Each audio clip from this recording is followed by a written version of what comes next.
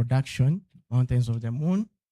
We had a trial where we fed the catfish with fermented ripe banana, jackfruit seeds, and sweet potato tubers.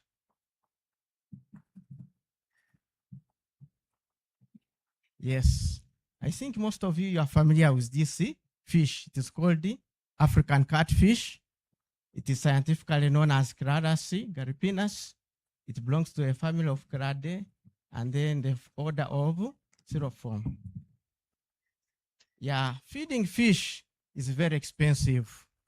The feeds are very expensive. The price keeps increasing because the ingredient which makes this feed, the fish meal, are getting almost overfished. So we are worried. Then people have come out with a number of alternatives, soybean meal, soja fly, all these. But still, the demand for these ingredients, because what we feed to the pigs is the same. What we feed to the fish, the same we feed to rabbits. So we have to think of alternative. And one of alternative is processing a microprotein from these feeds. Sorry. Yeah. So we did this indoor fish culture in aquaculture lab. We used this glass aquarium, but we had to wrap them with paper. You know, catfish doesn't like light. When it sees light, it fails to eat. So that's why we had to cover and then also try to block light as much as possible. Then we fed them with these fermented feeds. So those were the 3 treatments: the fermented ripe banana, fermented jackfruit seeds, then fermented sweet potato. Then we compared it with Cardis. Cardis, it is a commercial company processing fish feeds. So we had this one is not replicated. It is a mini trial. Yeah, because the facilities are not enough for the aquariums are few. So we first did the first one. Then each tank was stocked with 250 fingerlings. Then the control feed, the Cardis, we fed the fish 5% of its body weight. Then these fermented feeds were fed on, depending on that ratio, the carbon ratio of 10:1 as carbon source. Yeah, here that's how we began processing these feeds. We bought jackfruit seeds, we had to buy them from Kabundaire market. Then sweet potato tubers, we also bought them from this local market, Kabundaire. Then the bananas, we have bananas here. We harvested from the university plantation. For the banana, we had to induce them to ripe by putting them in a bag and then they ripen. Then we had to clean them, remove those microorganisms, the soil and what. Then after, you chop them into pieces. After chopping them into pieces, then you boil them for 30 minutes to kill unwanted microorganisms. You know, some of them could be pathogens. So after boiling them, then we had to remove. We did solid fermentation, not submerged fermentation. Then we loaded them into those buckets. Then they got fermented for 10 days. So fermentation is to allow bacteria to come and grow on these substrates. So when they grow, then they form a microbial protein. You let the bacteria do work for you. You don't need to spend money to buy this, that. Sorry. Yeah. So on the first day, we had to weigh the body weight using that digital scale. Then we had to measure the body length to know that if these feeds are having effect on the growth of the fish. Then also we had to So, yeah. We had also to measure the water qualities, dissolved oxygen, pH, then total ammonium, nitrogen. Yeah. The screen is misbehaving. Yeah. So we had to look at a number of parameters, FCR, that is the amount of feed you have given to the fish, then divide by the weight they have gained. Then survival, the number of fish I have stocked, then the one which were able to survive to the last day of the experiment. Then specific growth rate. This function is in the scientific calculator. You get the final weight, then you press in, then you divide the time difference, then you get the specific growth rate. Then we performed one way ANOVA on body length because the sample was big. Then for the body weight and water qualities, the sample is small, so we had to go for non-parametric. Yeah, these are the findings. The sweet potato had a bad performance. Fish died in the first week, 60%.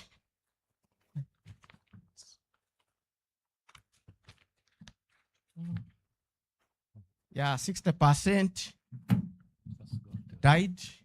Then for fermented ripe banana, you can see we are talking of 12%. Yeah, here I can't. Yes. So mortality was very high in sweet potato. You see that color blue. Mortality was very serious. Then in banana and control, the first week you see the mortality is a bit low. Then in week 2, still sweet potato was registering high mortality, 30%. Then banana, we talk of below, that is around 4. Then jackfruit, you see mortality is still also low. But in week 3, we had a serious mortality for all the treatments. By week 3, even in the sweet potato, I was not having any fry, any fingerling, sorry. Yeah. Then when we go to gross, these fish came when they are weighing 0.02. That is the dry weight. Then at the end of the experiment on week 4, so ripe banana was weighing 0.18. Then control, the cardies, the fish which was fed with cardies was 0.1 gram. Then jackfruit was 0.035. Then body lengths, they came when they were, the length was 2.7 centimeters. But at the end of the experiment,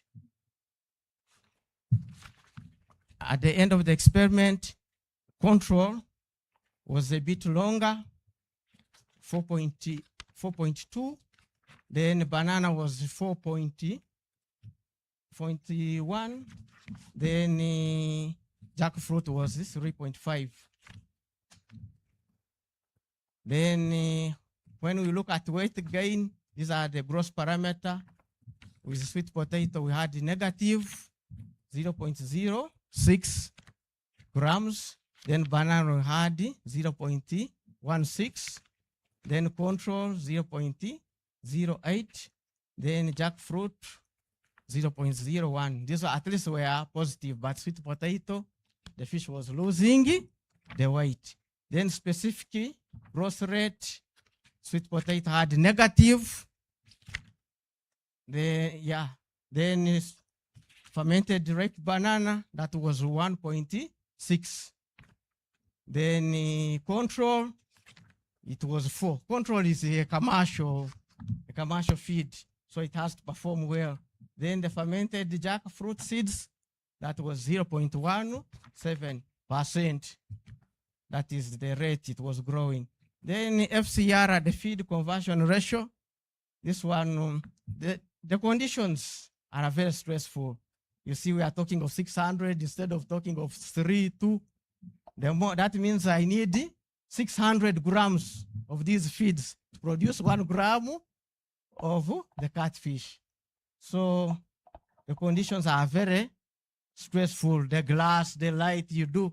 So the feed were not performing very well. Then survival, the sweet potato, the fish which were fed with the fermented sweet potato tube, I had 0. I couldn't manage. Then the fermented ripe banana. You can summarize in 1 minute. In yes. 1 minute. Okay, 16%. Then control was 4.8. Then jackfruit was 5.2%. Yeah. Then when you look at the water parameters, water quality, you see sweet potato, oxygen is available, adequate, but oxygen is enough, but growth and what are not doing well. Banana, oxygen is 4.8. Then control, oxygen is little. Then it is 3.4. Then jackfruit, 5.4. Then pH, it ranged in 7 point something. Then temperature, 19, 20. That's the conditions we are operating. So why the banana is performing? In the previous experiment, and the previous finding, we found this substrate contained bacillus. And bacillus is very good. It removes ammonia in the fish culture. It also fights pathogens. Then it produces enzyme to digest food. You know, these fish were very young. The digestive system is primitive. But when there's that enzyme, then the feed is digested and the young fish are ready to absorb it. But not all the bacillus is good. There are also harmful bacillus, which are poisonous. So based on this, there's a potential for fermented ripe banana as a feed for African catfish, because the survival was high. Then the waters were good. Yeah, you can see the total ammonium nitrogen was low. Then recommendation, we need to try on other species. And yeah, I'm still working on this one. Then you can also try on these other livestock, then and on other aquaculture species. Yeah, these are the references. Then I can also say thank you to MMU for helping me, supporting me. We had a reef, otherwise buying the fingerlings and even the electricity. Thank you, MMU. Dean is not around here, and the directorate of graduate. That's where the reef came from. Yeah, Dr. Wachari, you send the thanks. Thank you, thank you. Let's give him a hand clap for the wonderful presentation. Yeah, thank you so much, Mr. Bruce and the others et al. For the wonderful presentation, for the innovation, trying to identify alternative feeds for fish from fermented juice, fermented banana, fruit juice, and the jackfruit, sweet potatoes. Yes, as an alternatives. And I know, ladies and gentlemen, you are listening to this wonderful research. And catfish, most of us have eaten catfish. For me, I'm from the lake, I'm a River Lake Nilotics. So I don't miss eating catfish. So I'm so much interested in eating the catfish today. So if you have any question, please, or even comments or just some compliment. Okay, we start with the prof, then I go. Yeah, thank you very much for this innovative work. It's quite really good. Nevertheless, I found the fermentation a very nice idea. But what perturbed me was the extent of boiling. Don't you think that boiling could have been insufficient, especially with the anti-nutritional factors in the jackfruit seeds and also in the sweet potatoes? Could that have caused some of the challenges that you faced? But from scientific point of view, you talked about the specific growth, and you said you used the feed calculator, and you used the calculator. Sorry. Yeah. You used the calculator in the formula. But what perturbed me most is that you said I pressed in.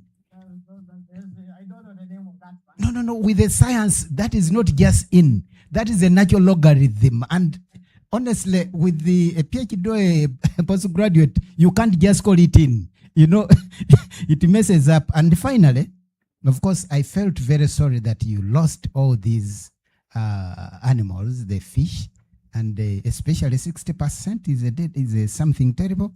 But you said finally that the survival rate was good, so there is a potential. Okay. Yeah, but you categorized it generally. So the conclusion was quite disturbing. Thank you very much.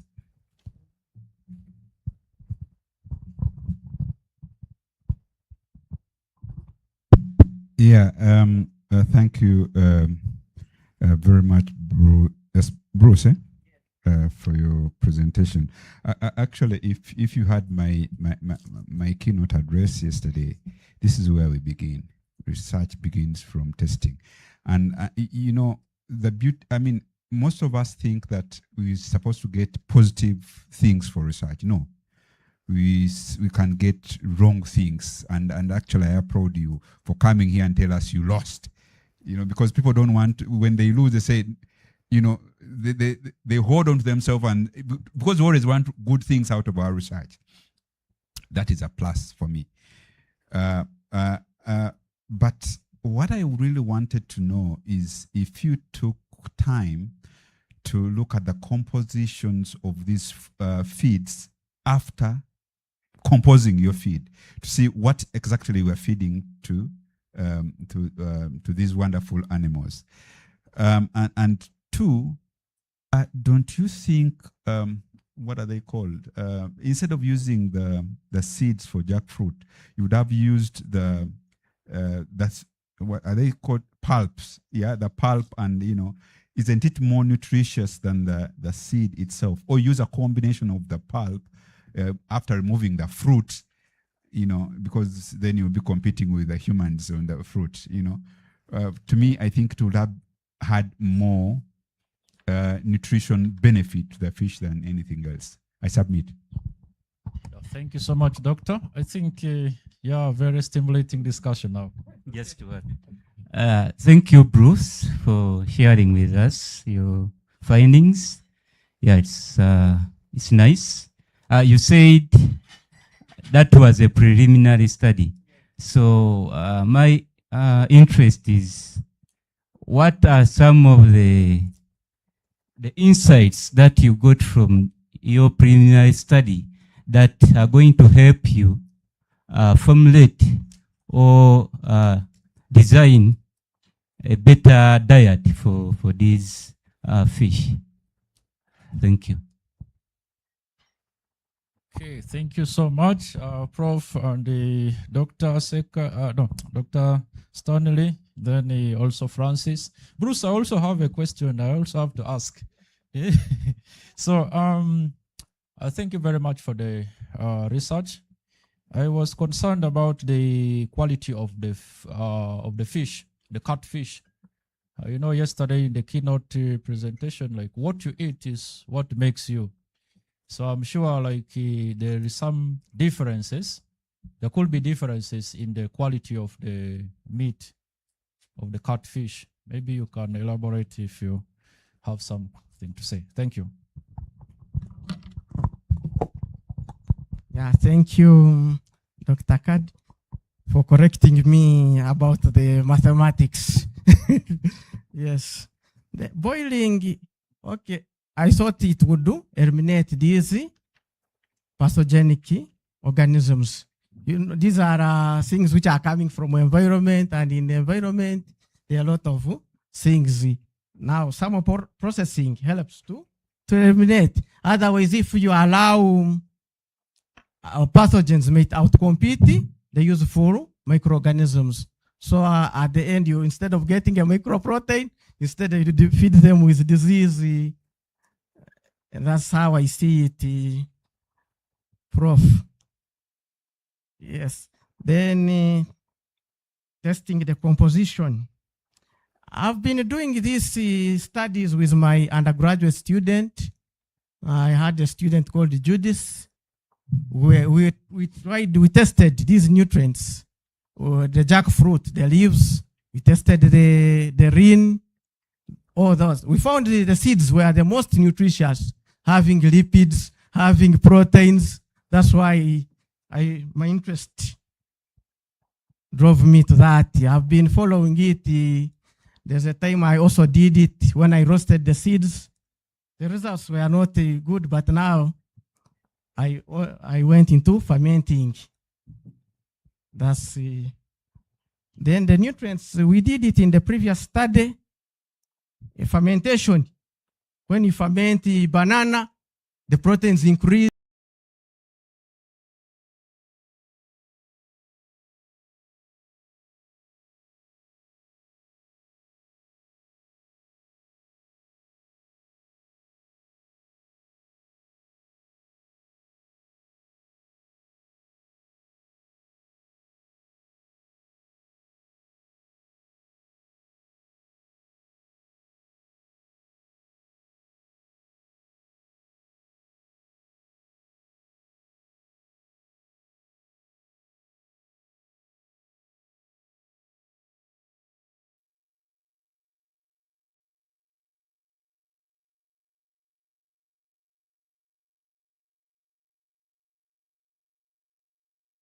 Thank you so much, Mr. Bruce, for your wonderful presentation. Let us give him a hand clap.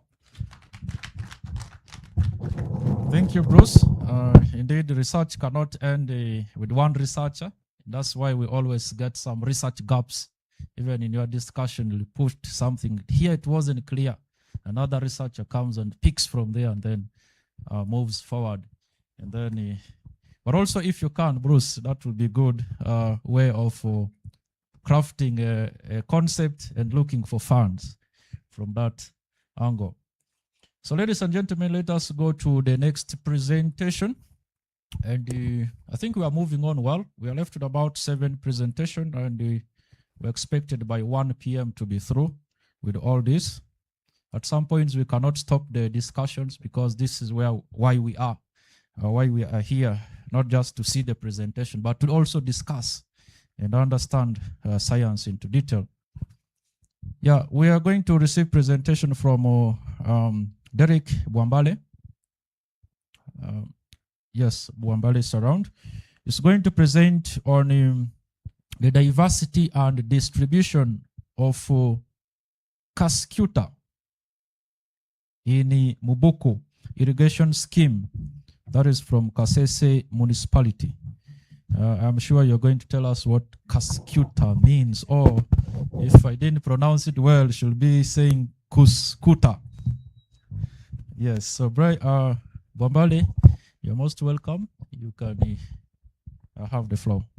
Thank you. Good morning, ladies and gentlemen. My name is Bwambale Derek. I'm finalizing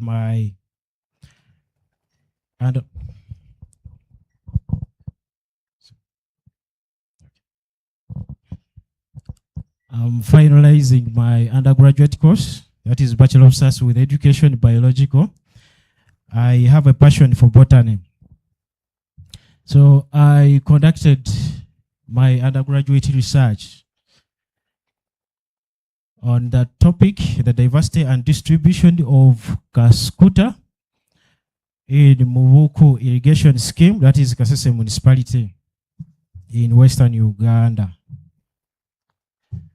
So my presentation outline, I will start with the background, the statement, justification, objectives, methods, results, discussion, limitations, and then recommendations and conclusion. As he earlier said that I would tell you what Kaskuta is. That image shows a representative or represents what I'm talking about. Those yellow vines, you may be having them in your compound or in your garden. They are parasites. So Kaskuta is a genus of over 220 species in the family Convolvulaceae. These plants do not have roots. They develop roots at the younger stage of seed germination, but then on attachment to another plant called the host, they lose the roots and use structures called the hosturia to obtain nutrients from other plants. So the parasitism, we say they are parasites which depend on other plants.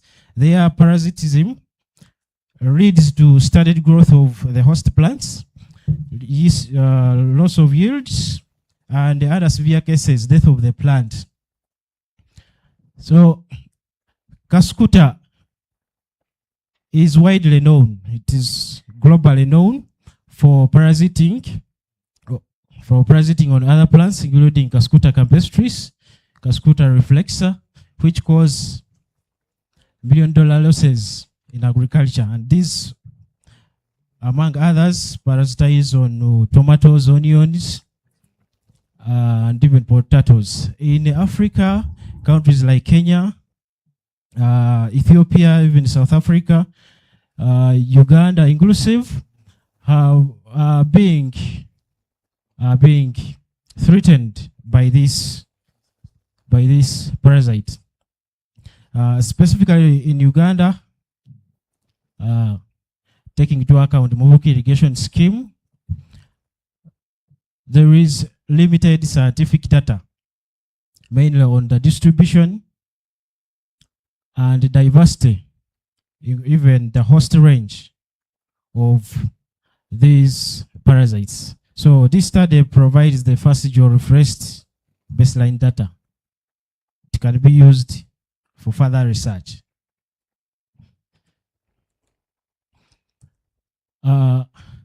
Mubuki irrigation scheme is increasingly being infested by Kaskuta. Farmers are trying to control it, but they use ineffective control methods such as manual weeding, which further spreads the parasite. Therefore, this raises questions where exactly the Kaskuta, which species exactly are present in the scheme, where are they found exactly, and on which hosts are they parasitizing. Therefore, this knowledge gap limits the management and control of this parasite, threatening food security and farmer incomes. So my main objective was to determine the diversity and the distribution of Kaskuta within the Mubuki irrigation scheme, but specifically to determine the diversity of Kaskuta within the Mubuki irrigation scheme, to map its distribution, and to document the host range of each identified species. The methods and materials. The study area was Mubuki irrigation scheme 1 and 2. In Kasese municipality, I employed a cross-sectional descriptive survey with systematic transect walks. 12 transect walks were established in Mubuki irrigation scheme 1 and 4 in scheme 2. So all patches within the 10-meter distance from the transect line were included, and each patch was geo-refreshed. I collected the specimens of Kaskuta, the parasite, and the hosts on which it was parasitizing.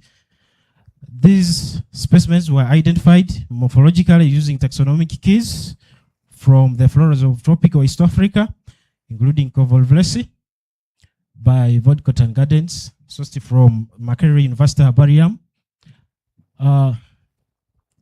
The the tiny or the small organs, such as the styles of the parasite, were observed using the stereo light microscope. Data was analyzed. The GPS coordinates were imported into the quantum geographic information system software to generate the distribution map, and the frequencies of each host species was determined using Microsoft Excel. 6 specimens were formally accessioned and deposited at the Makerere University Herbarium. The results: only 1 species of Cascuta was identified, and that was Cascuta cassitoides. Generally, the morphological description was based on the yellowish vines, leaves reduced to scales, acymosis fluorescens, possession of sepals which are reflexed or recurved, then a whorl of fringed scales which are below and opposite the stamens. The key character that enabled me identify this species was the possession of the styles which are united to form a single short thick column. You can have a look at the 2 images, the 2 pictures. The ovary stage has a shorter column, then the fruit stage has a longer, quite a bit longer style column. These are the accession numbers of the specimens that were deposited at the herbarium, and they included 1 host specimen, that was Salvia micella. This table summarizes the characters of each species present in East Africa, and it shows how the identified species is different from other species. So Cascuta cassitoides identified by its single style. The styles united into a short single thick column, but different from the other species such as Cascuta australis, whose styles are divergent with a length ranging from 0.5 to 1 millimeter. Then Cascuta campestris, the style is slender and approximately 1 millimeter long. Cascuta suaviolens, the style is slender and long, up to 2 millimeters. Cascuta kilimanjari, the style is short and thick. Then Cascuta hyalina, the style is long, equal to or almost longer than the ovary. This species in East Africa is known for having no scales. Cascuta planiflora with a longer style, which is linear and approximately 0.5 to 2 millimeters. Then Cascuta epilinum. Mr. Van Bole, kindly summarize in 1 minute. Okay, thank you. The distribution, only 15 sites were geo-referenced, and all were in scheme 1, with 0 sites in scheme 2. The distribution was clustered. These illustrations summarize the number of species where at specific sites the infestation was very high. The other sites it was quite a bit high. The other sites it was medium. Then 4 sites low. This is a geographical distribution map of the identified of the geo-referenced sites where I sampled the Cascuta infestation specimens, and it shows how much of the infestation was in scheme 1, that is the one labeled as MIS1, with no infestation in scheme 2. The host range, only 58 host species were documented, and these were from 20 plant families, and they included 4 food plants. This table summarizes the number of species from each plant family, with the Fabaceae, the family of legumes, Asteraceae, the family of Biden spilosa, and the sunflower, then Poaceae, the family of grasses, having the highest number, contributing the highest number of hosts. So here, that image shows one of the of the host plants, and that is Leonotis nepatifolia. These are the 4 food plants that were identified as hosts. One was Amaranthus caudatus, that is the one shown in the image. Then Amaranthus hybridus, this is dodo. It is a certain variety of dodo. Then Musa paradisiaca, this one is in the bananas. Psidium guajava, these are the guavas. So the low proportion of food crops shows that even the crops are at risk of being parasited. This chart shows or summarizes the most frequently parasited hosts with Euphorbia tricholi, known as Obienge or Obutrula in Lukonzo. I think it is also Obienge in Rutoro, if I'm not mistaken. Euphorbia tricholi with the highest frequency.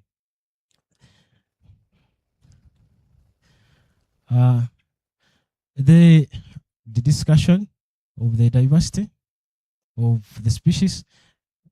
Only one species was identified, and that was Cascuta castoides, meaning that Cascuta campestris, which is commonly known to parasitize crops in irrigation schemes, was absent. It might have been attributed to Mr. Bambo, kindly summarize in 30 seconds. Okay, thank you. It might have been attributed to environmental changes or ability to adapt to certain conditions within the scheme. Then morphological identification, I've talked about it earlier. The distribution pattern, the host infestation was only in scheme 1. This was mainly attributed to the human settlements. Buku irrigation scheme 1 had permanent human settlements, and also it had specially gazetted areas for animal grazing, meaning that animal disposal by animals, including humans, might be the cause of the spread of this infestation. Unlike scheme 2, where there were no specifically gazetted areas for grazing and no human settlements. Then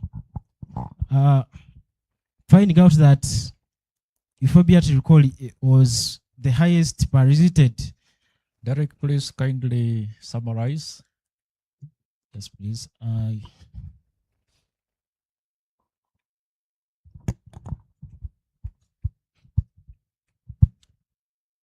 The scroll is not working a bit.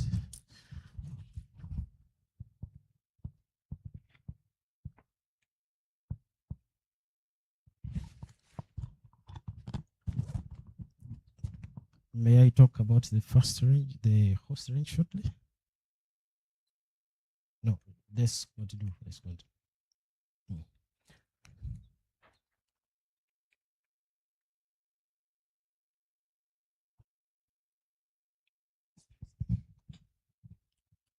So You could go to the conclusion now. So I concluded the research by saying that only one species of Cascuta was identified in the scheme. 58 host plant species were identified as the hosts from 15 georeferenced sites confined to scheme 1.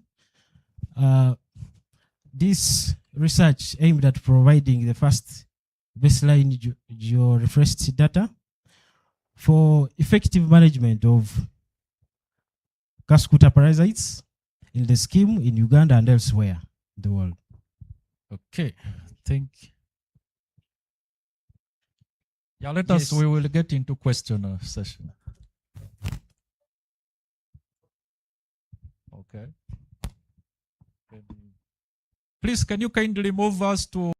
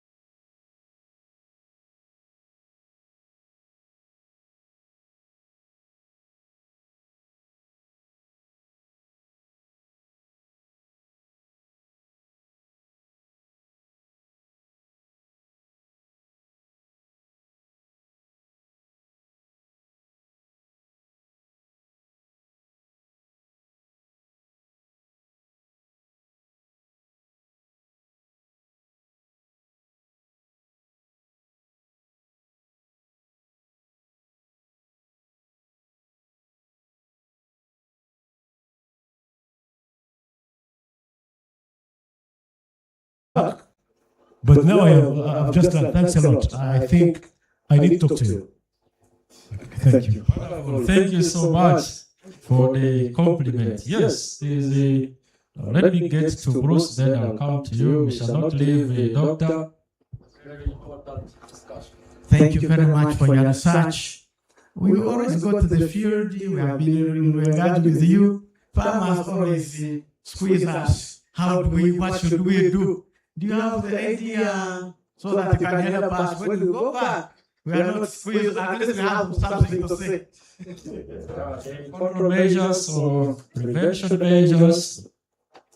Thank you so much, Vambale, for the next presentation. Actually, also, I got impressed by the presentation. I started seeing this weight seriously. I started seeing this parasite seriously, I think 2 years ago.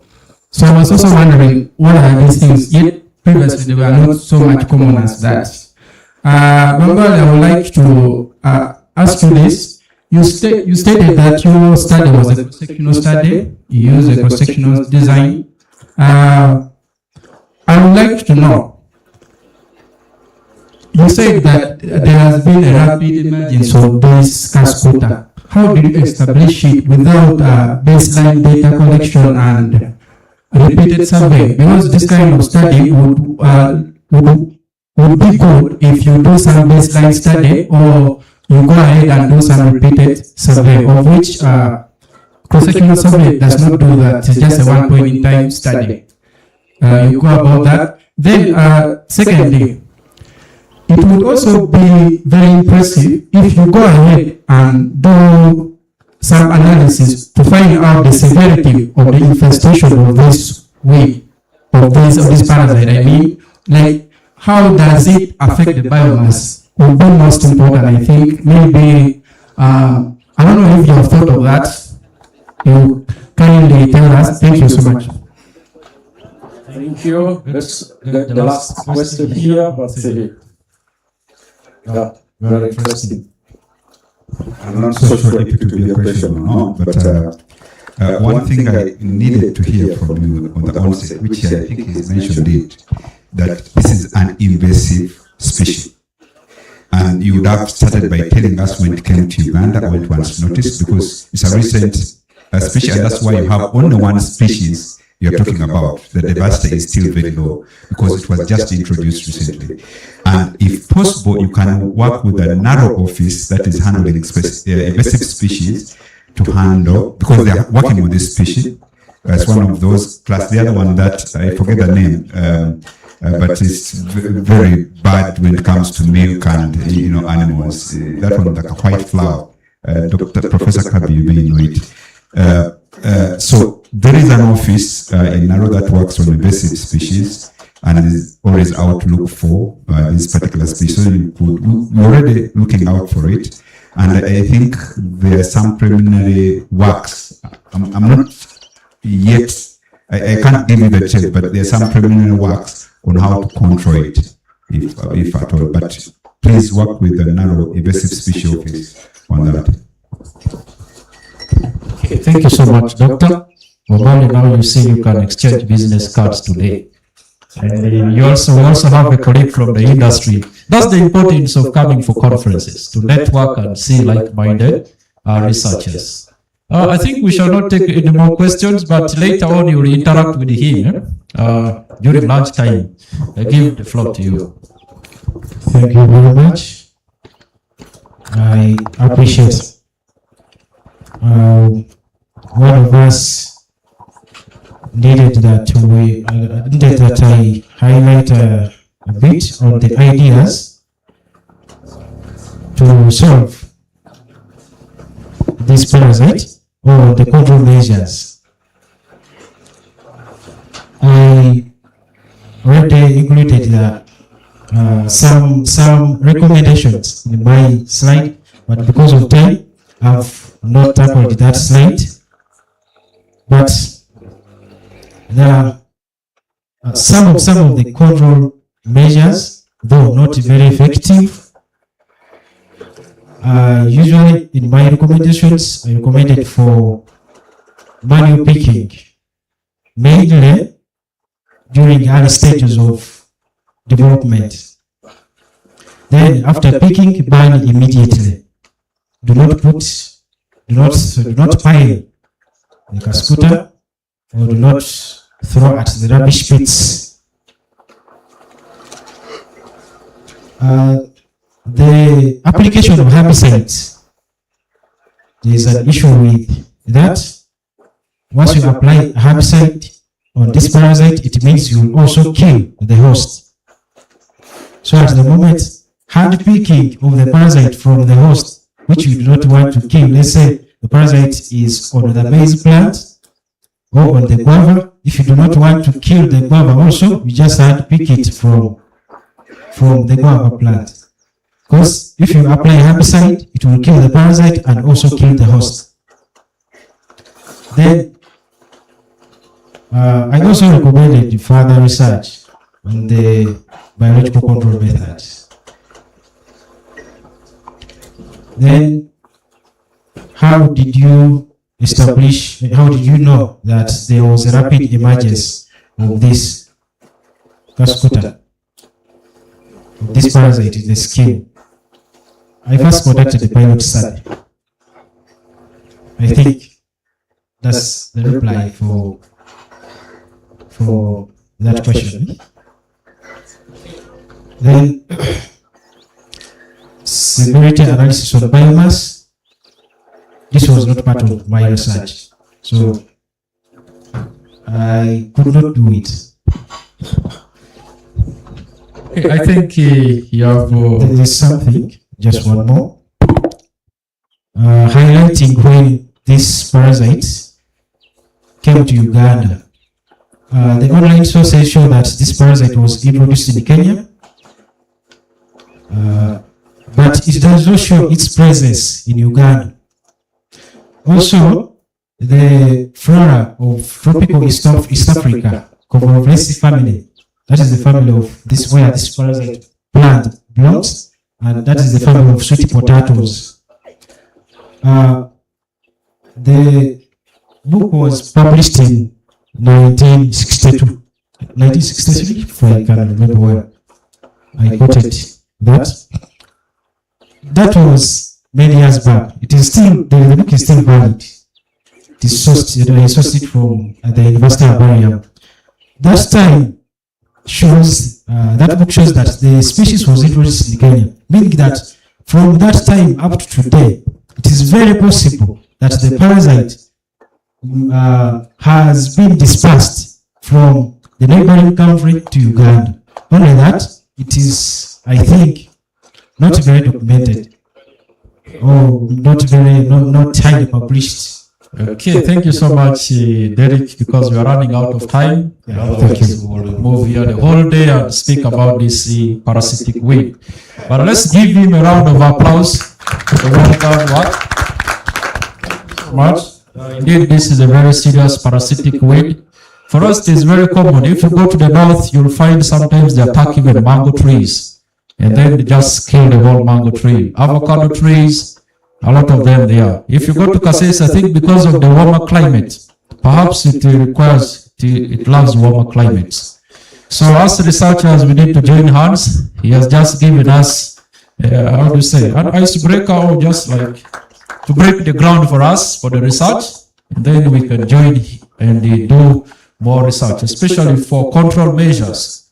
They are really needed. So we thank him for that presentation.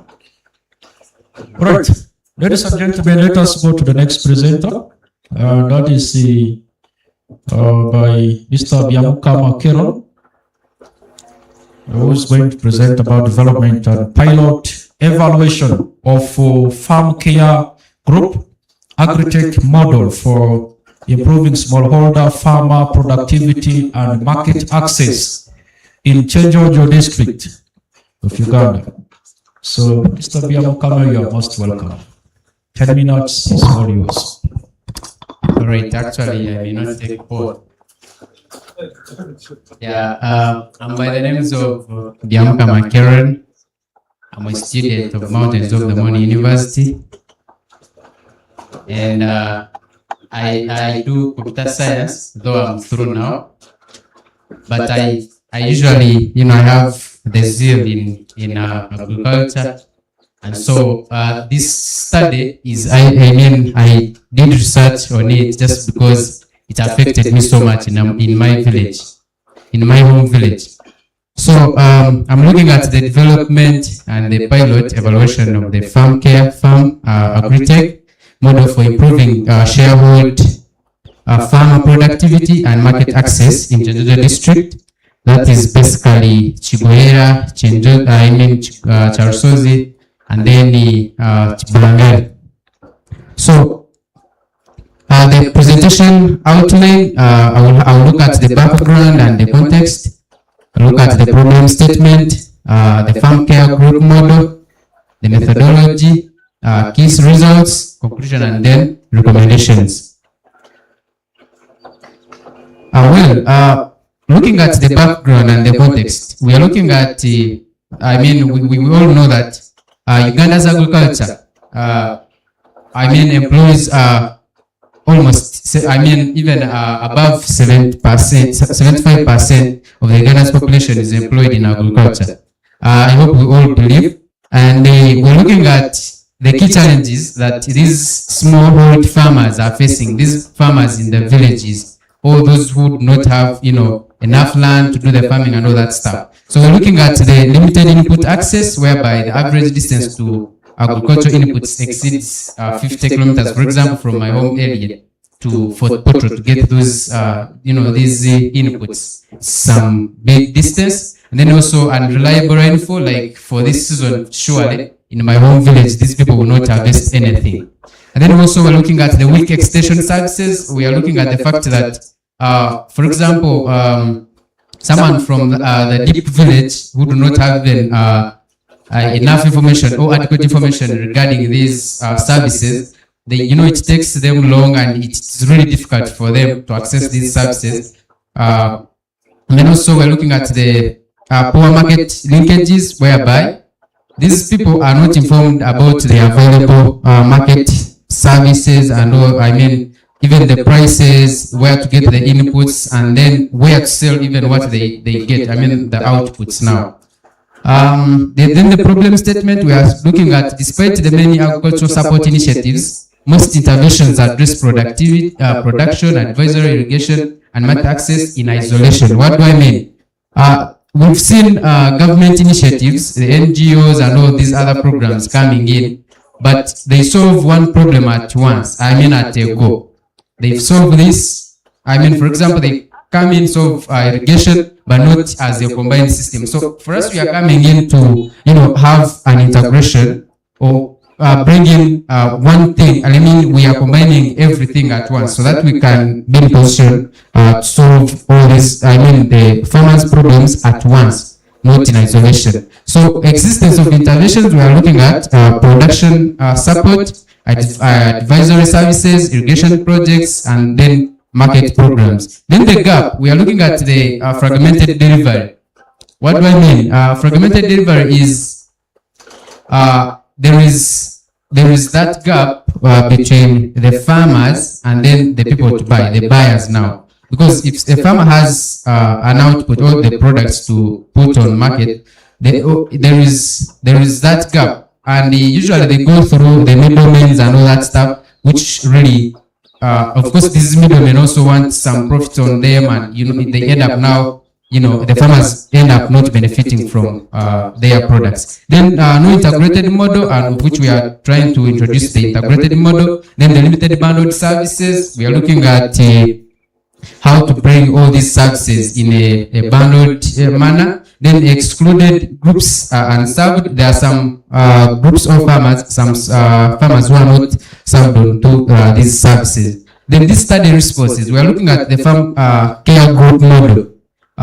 We established a group of farmers who are now to bring in these services close to the farmers. Then also integrated five integrated components, of which we are going to look at them down. Then also the services, and then the pilot, of course, is in Chenjojo. The case study is Chenjojo district, of which we picked only 3 sub-counties.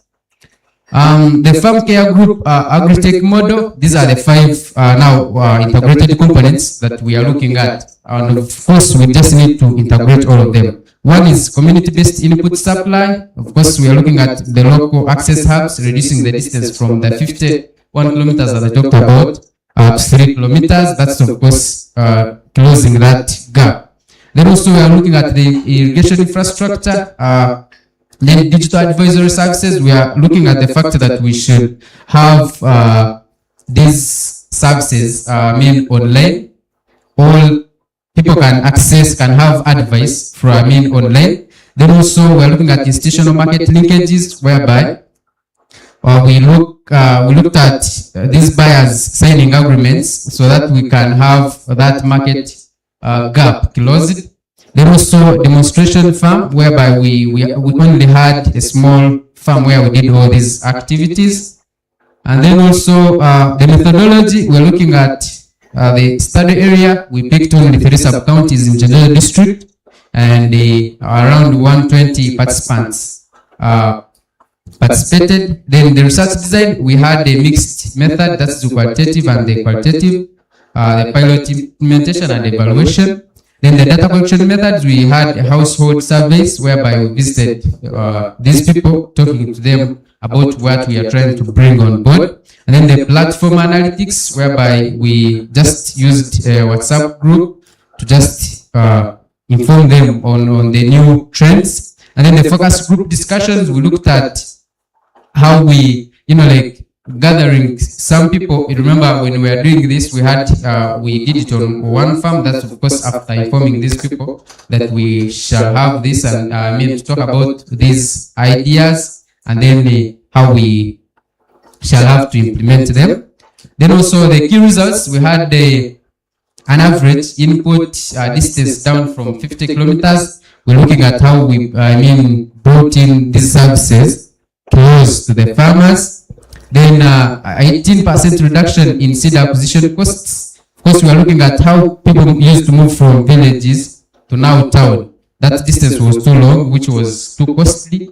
And then the 94 out of 120 households activated digital platform. The digital platforms were looking at how active they were online. Then the 78% utilized the marketplace alerts. Of course, we are informing farmers on the current prices, what has reduced, which plants to put on which kind of soil, that kind of information that helps them during farming. Also, the results at the class, we are looking at the program research by component. Of course, we had our numbers being 20 participants. And then we looked at the input access, the irrigation, digital platform, market linkages. Yeah, I'm finalizing.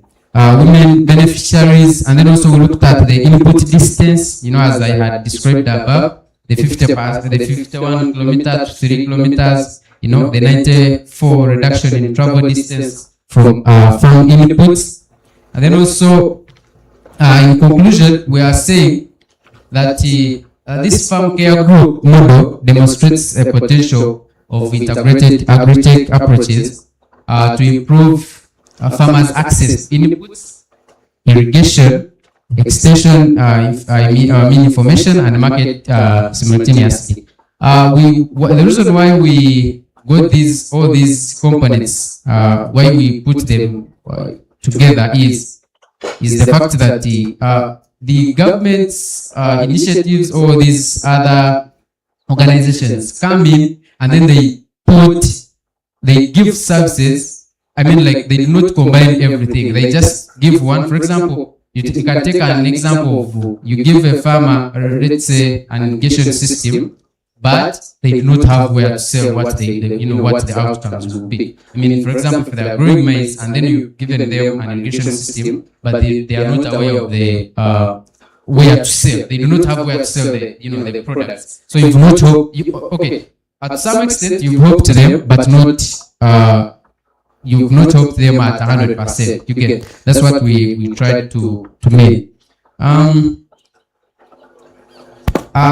Then the recommendations that I would leave behind is we would wish to scale the model to additional districts with similar smallhold farm profiles, because we are all aware that most of the districts or places, people do not, I mean, people are not, they are not, they are not, they do not have this success. So we are trying to, we recommend that we can have these services into other districts, integrate with the national agriculture extension systems for sustainable advisory delivery.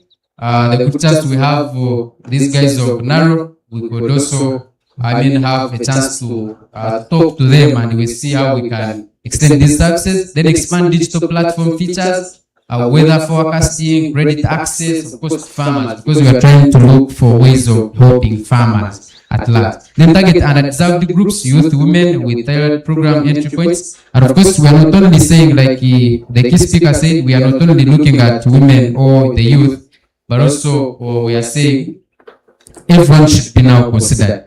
Not only the men, the youth and women. In my conclusion, as a person or as the presenter, we are saying that let us have a combined effort or collaboration into this system that has a combined or integrated components for the better service delivery to our smallhold farmers in the villages. Thank you very much for listening. I love you all. Thank you so much. We also love you. Let us give him another round of applause. Yeah, thank you for your wonderful presentation, Mr. Biamukama. He has just been delivering on the farm care group model. I picked out something here: input supply, irrigation infrastructural development, digital advisory, and then institutional market linkages, and then demonstrating farming, demonstration farming, where you showcase the good practices. And that's the whole model you're trying to scale among farmers in the Chenjodo district. Yes. Yeah. So, ladies and gentlemen, if you have some comments, you have some suggestions, and just something to tease our brain to, interact. A beautiful intervention. Just wondering, what has been your major challenges while implementing this pilot?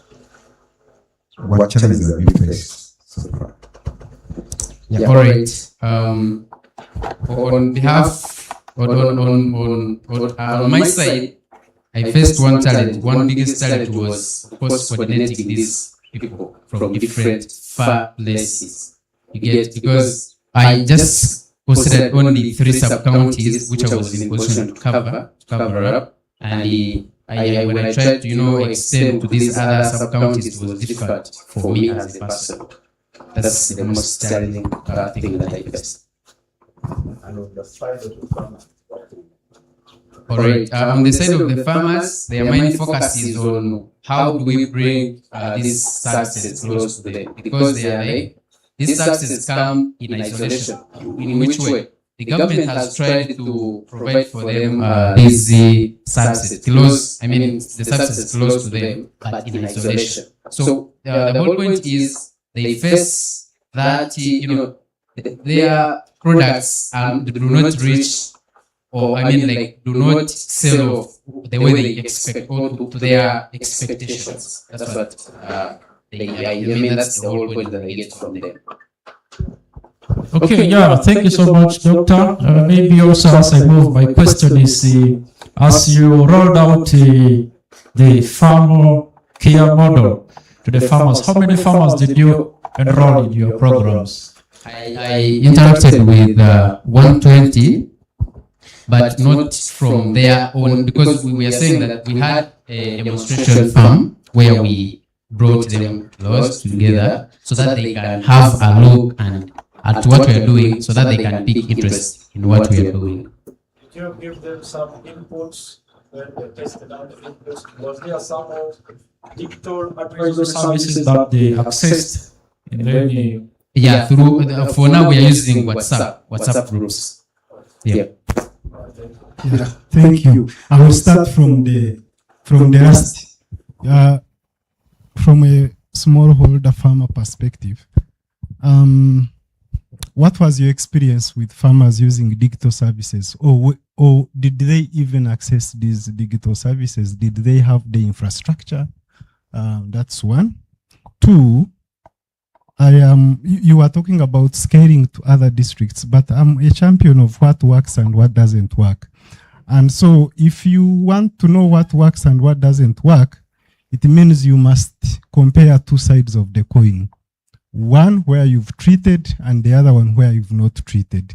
And so you talked about, you showed us results of the increase and the, the percentages that you are presenting.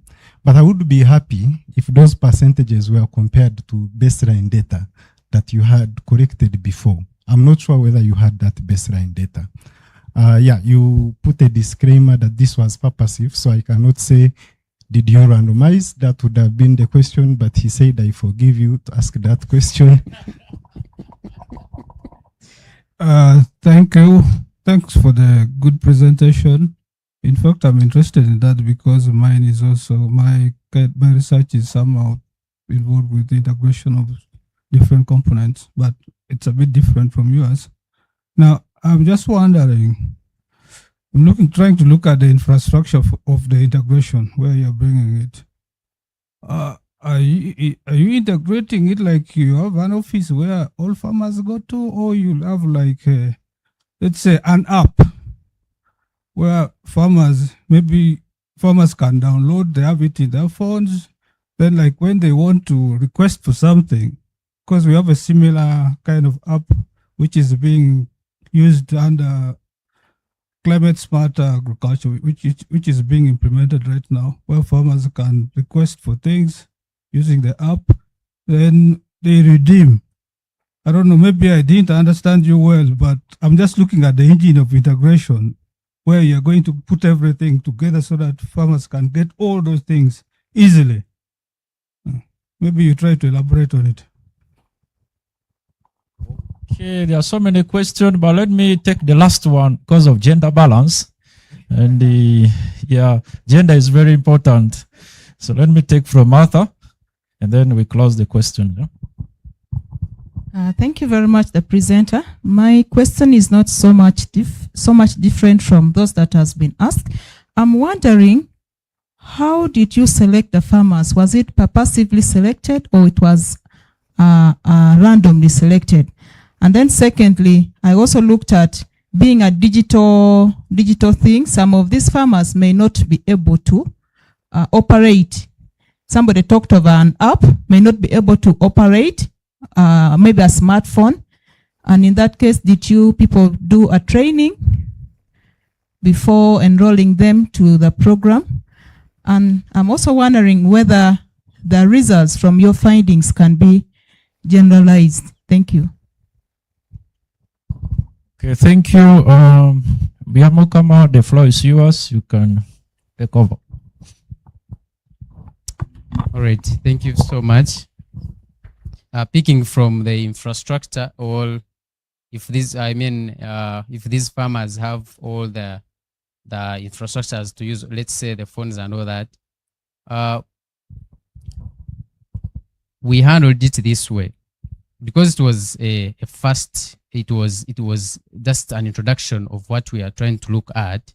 We first gathered them. We picked these people randomly, not as a whole, because we could go to, for example, in a certain village or what, we pick some people, talk to them, give them the idea of what we are going to, what we are targeting, and then of course we picked depending on is this, we could ask questions. Do you have a smartphone, for example? Then if someone said yes, that's when we could we could now admit them.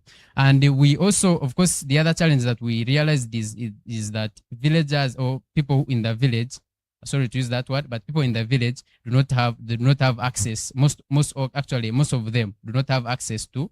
But at least in a home, you find that someone has one smartphone. Then the origin of the data, or like having having collected at least from, having the original data and then comparing it to our data. The fact is, we just looked at the problem and we did not go deep to collect that first data.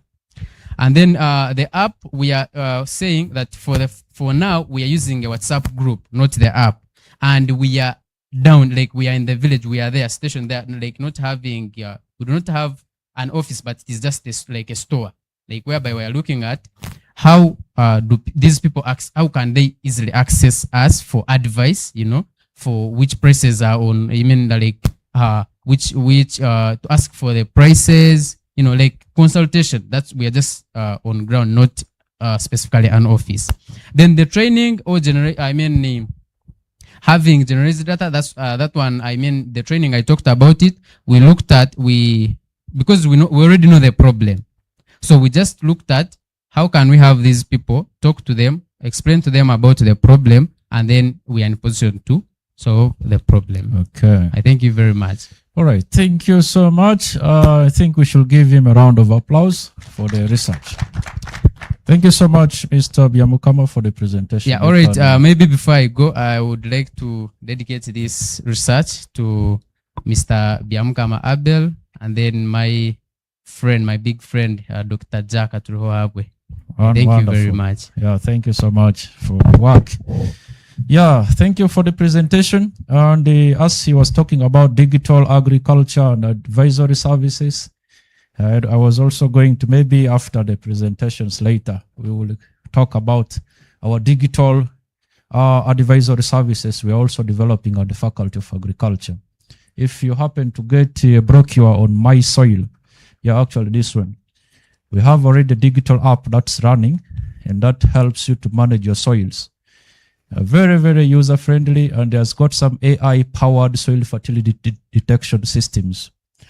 When the right time comes, we shall again converge and talk more about it.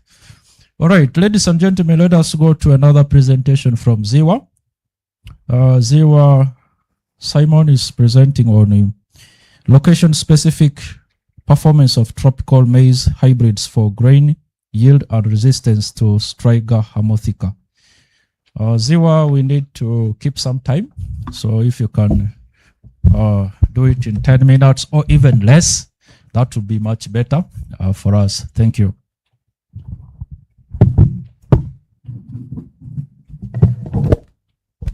Yes, good morning, everyone. I'm Ziwa Simon. I am a PhD student here at Mountains of the Moon. And on behalf of colleagues casted here, I'm going to take you through location-specific performance of tropical maize genotypes for yield, grain yield, and resistance to Striga hermotheca.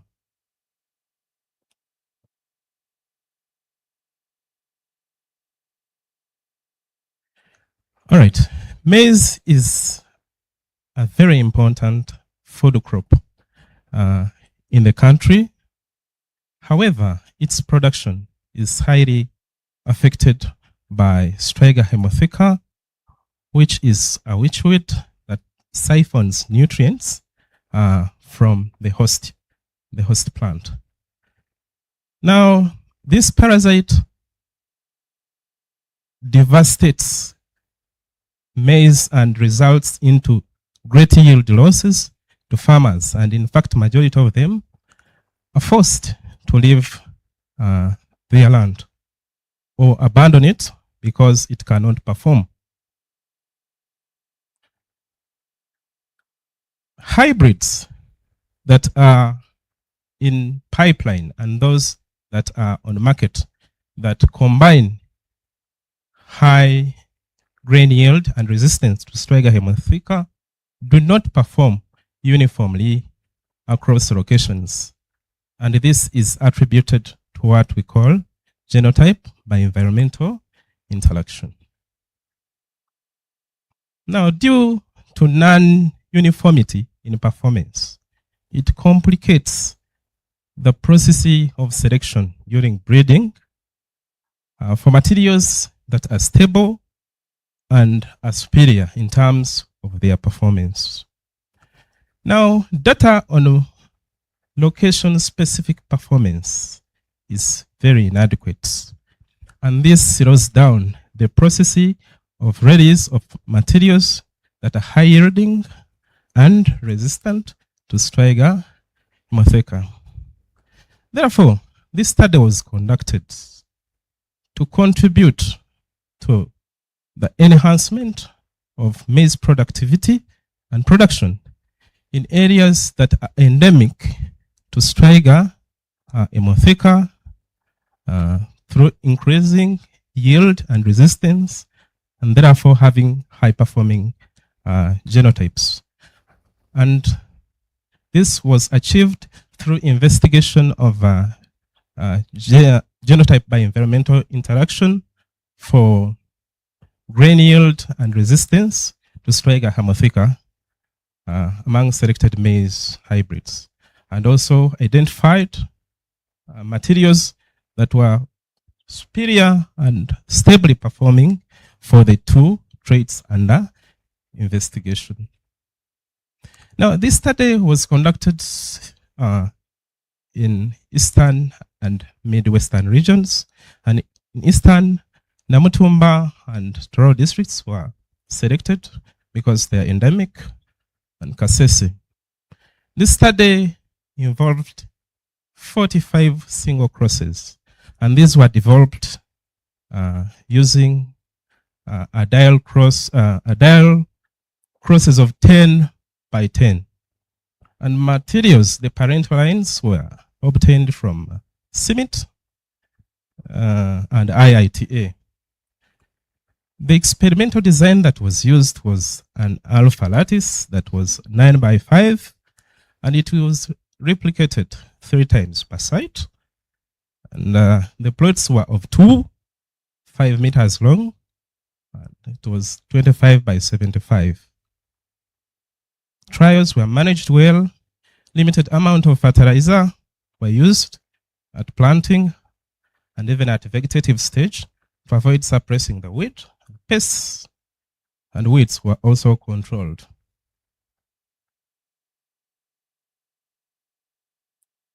For purposes of results presentation and appreciation of the hybrids used, the single crosses were given identifiers, which I called genotype identifiers, from G1 up to G45, reflecting the single crosses.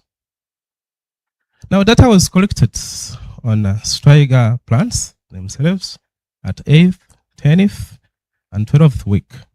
Striga vigor was scored. The crop damage syndromes were also scored. Now, the overall effect of Striga was estimated as area under Striga number progressive curve. And data on grain yield was also estimated. Data collected was subjected to analysis of variance to dispute causes of variation to genotype, environment, and the interaction. And the means were separated using Fisher's protected LSD. To assess stability, regression slope or coefficient, deviation from regression were used. And biplots of additive main effect and multiplicative interaction and genotype plus genotype by environmental interaction were used to visualize the genotypes. Results from the combined analysis of variance revealed statistically significant genotype, location, and genotype by environmental interaction for both yield and Striga. And that means the genotypes materials that were used were genetically diverse. And the locations were distinct. And of course, genotype by environmental interaction existed. So you have 3 minutes. So, genotype G30 outperformed all the others. For yield, the mean was the highest compared to the rest, or when compared to K19 that was among those that are very susceptible. The slope, regression slope, was closer to a unit or was closer to 1. So that reflects stability.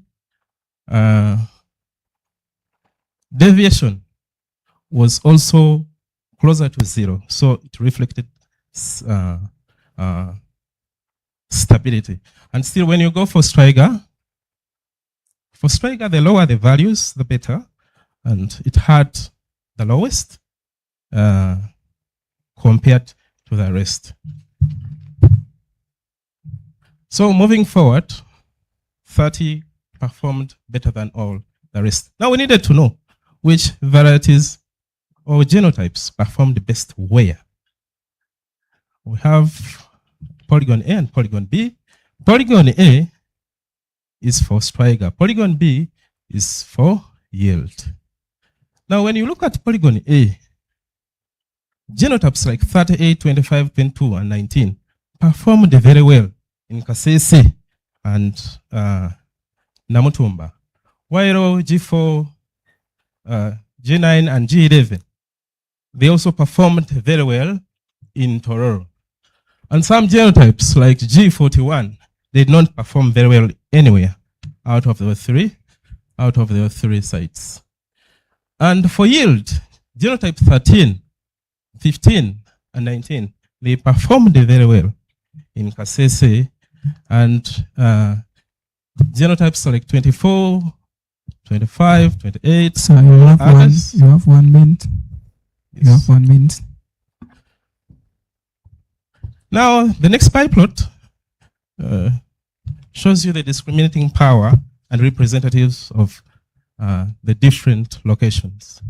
For Steiger, Kasese had the longest vector, so it was the most discriminating, and Tororo and Namutumba, they were more representative. The same is for yield. Kasese still had the longest vector, discriminative, and the other two were the most representative. Now here we want to know the ranking of the genotypes. Now for Steiger, 29 and 25, they were stable because they were close to average to that axis. However, they were stable, however, they were very susceptible because of the large values of Steiger counts. And G6, G30, they were close to the axis and they had limited number of Steiger, therefore could be selected. Now, for yield, G13 and the others, they performed very well, but were very specific to Kasese. So, and when you look at G18, 12, and the rest, they performed very well in both Tororo and Namutumba, and they were very, very stable. So in conclusion, yes, G by A was reflected for both for grain yields and Steiger. Can I use 1 minute to summarize? Yes, thank you very much. And some hybrids combined for both traits, like G13, 18, and 6. Kasese was the most discriminating, and Namutumba and Toro were the least, and therefore these could be used for selection of materials that combine for both. So in recommendations, to validate the findings, more studies need to be done. More locations, I mean, we need to do the same studies for more locations and more seasons to be sure. Then Mr. Zira, we kindly request you to summarize. Yes, and also promote materials that are superior and resistant, plus high yielding. And the policymakers should fast track release of such materials once they are confirmed to be working very well. Thank you so much. Right. Thank you so much for the wonderful presentation. Let us also clap again for him for this wonderful talk. Yeah, ladies and gentlemen, he has just presented on the Striga resistance and his breeding for selection for resistant maize varieties, the ones that are tolerant to Striga, which is a very serious weed. They call it a witch weed. Yeah, witch weed. When it comes to your garden, it's like a witch that has been witched to your garden. Yeah, people who grow maize and millet, especially in Kasese, you go to eastern Uganda, that weed is a serious crisis in maize. So let us have some comments, some questions. Yes, thank you so much, Dr. Kalibu, Dr. Kalubo. Zura, thanks for the presentation. I'm just inquisitive. Do we know the mode of resistance for Striga?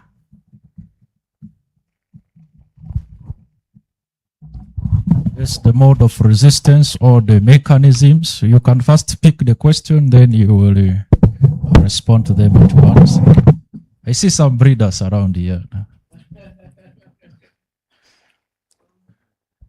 Oh, okay. Thank you. Yes.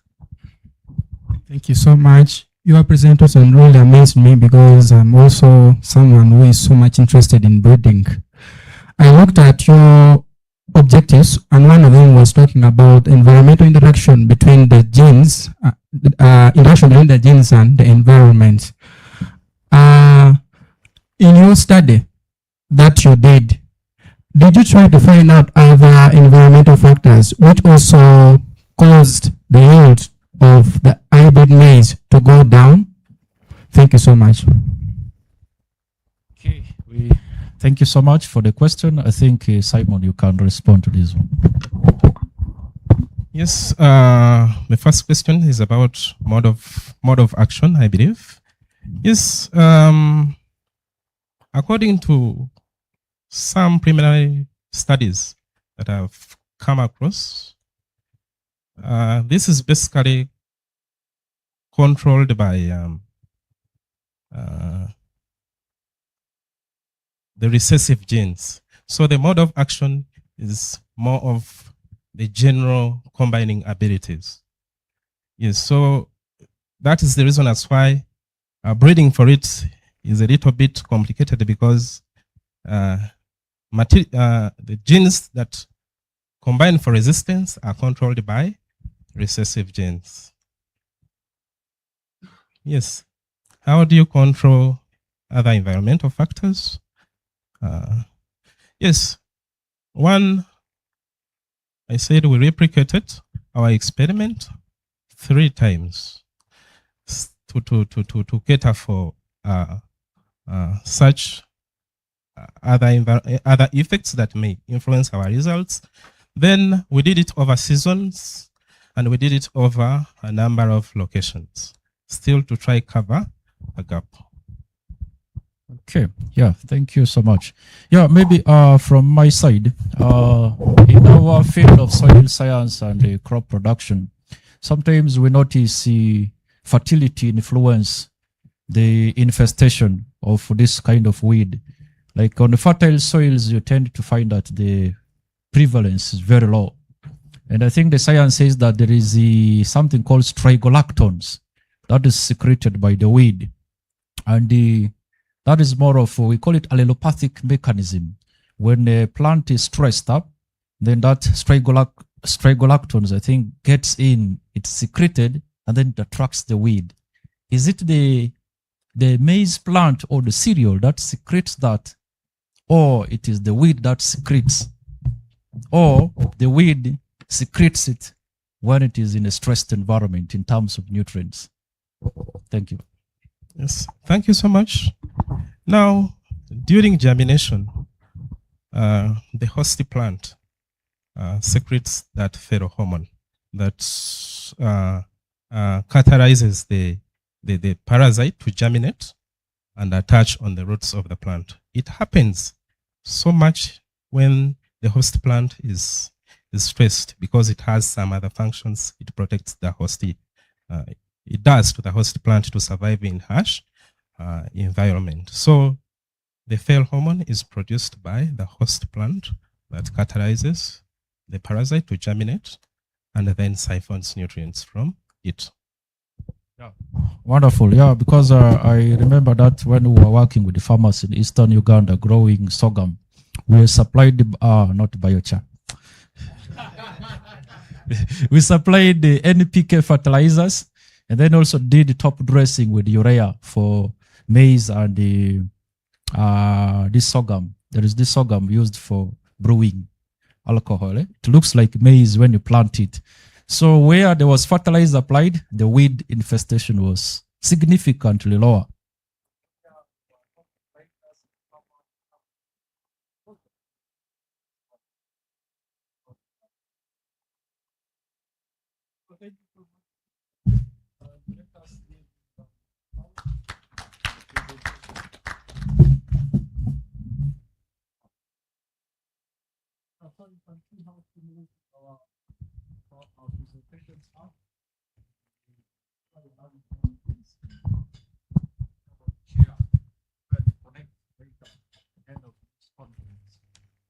So I'm going to hand over the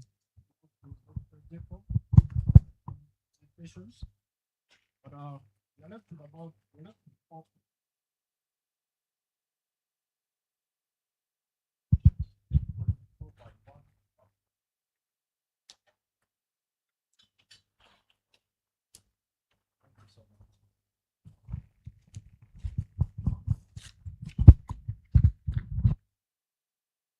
Right. Thank you very much, Dr. Cosmas. Dr. Cosmas is presenting the big shoes he has put up here, and I'll be coordinating the remaining part of the session as the carries on.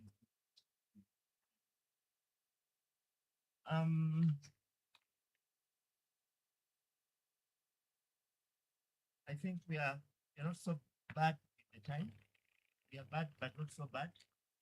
We are remaining with about 4 presentations, and we shall call it Dr. Cosmas.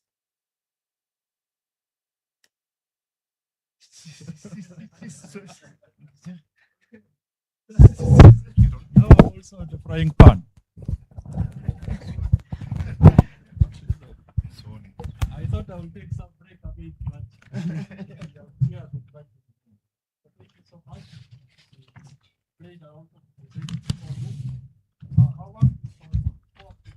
Biochar. Yes, co-application of biochar with the cow manure or some organic amendments. And then we also wanted to see the effect on growth, yield, and then soil properties of spinach. That's basically in vegetable production. Okay. Will this work? Okay. Yeah, so it is vice versa. Yeah. So we have been working on the biochar, and this is one of our output from the biochar project. If you have moved around the stalls, you will see we have some biochar that have already been packed.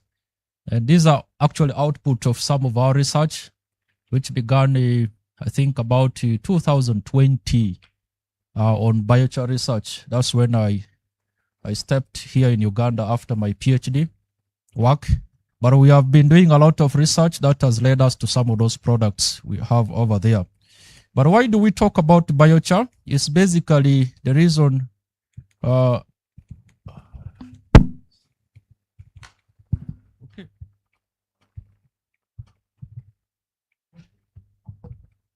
Okay, you need to first learn the technology, so I've got it. Yeah, so issues of soil fertility is really a serious concern in Uganda. The soils are declining in fertility, and even crop yields are declining. Now, in this region, normally we say we have the black fertile soils, the undersoils, that are basically considered young soils.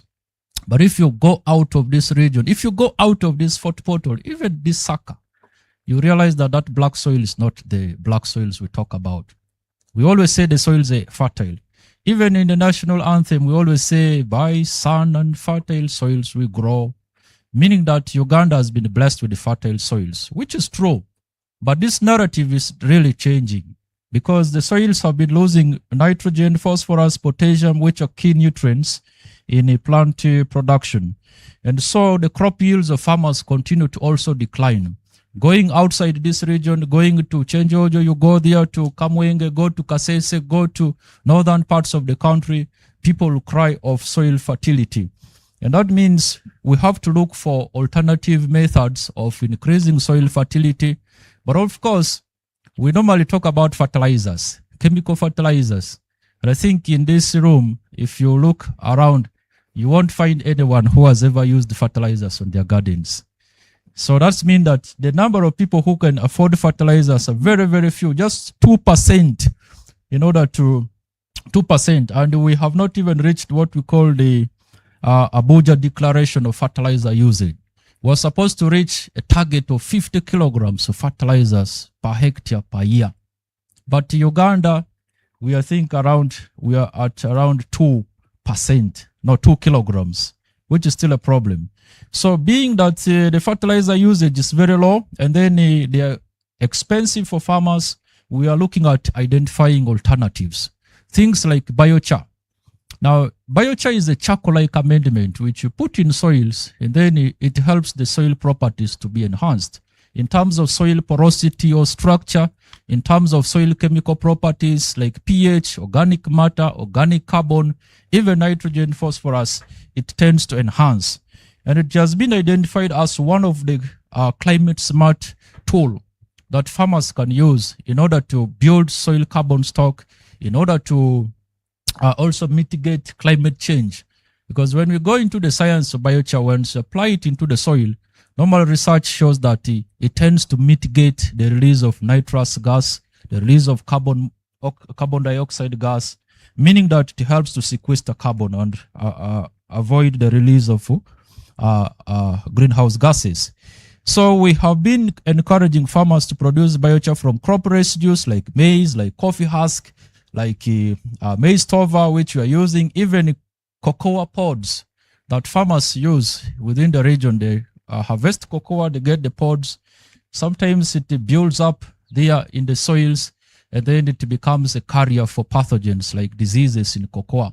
So we are encouraging them to use them, convert these residues into some what we call high value products.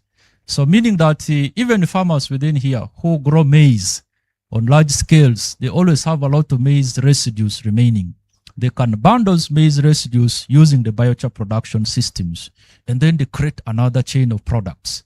And that's what we have been sensitizing our farmers within this region. So you have a product, you have the maize, but the residues, you change them into a soil amendment that helps the soil to also gain its fertility. But also you sell.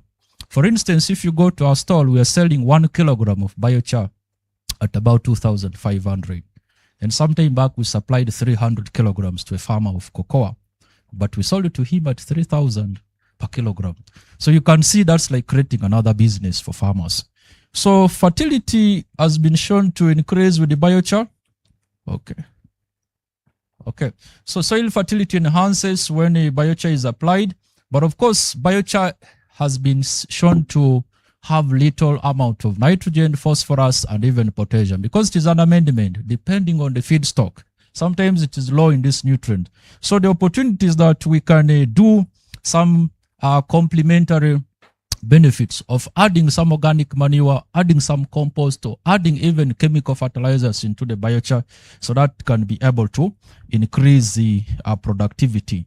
Now, a number of studies have been conducted. Some people have used a farmyard manure like 0.5%, combining it with the biochar, And I've also seen very good increment in maize yield, increment in cucumber yields, and even in other vegetables.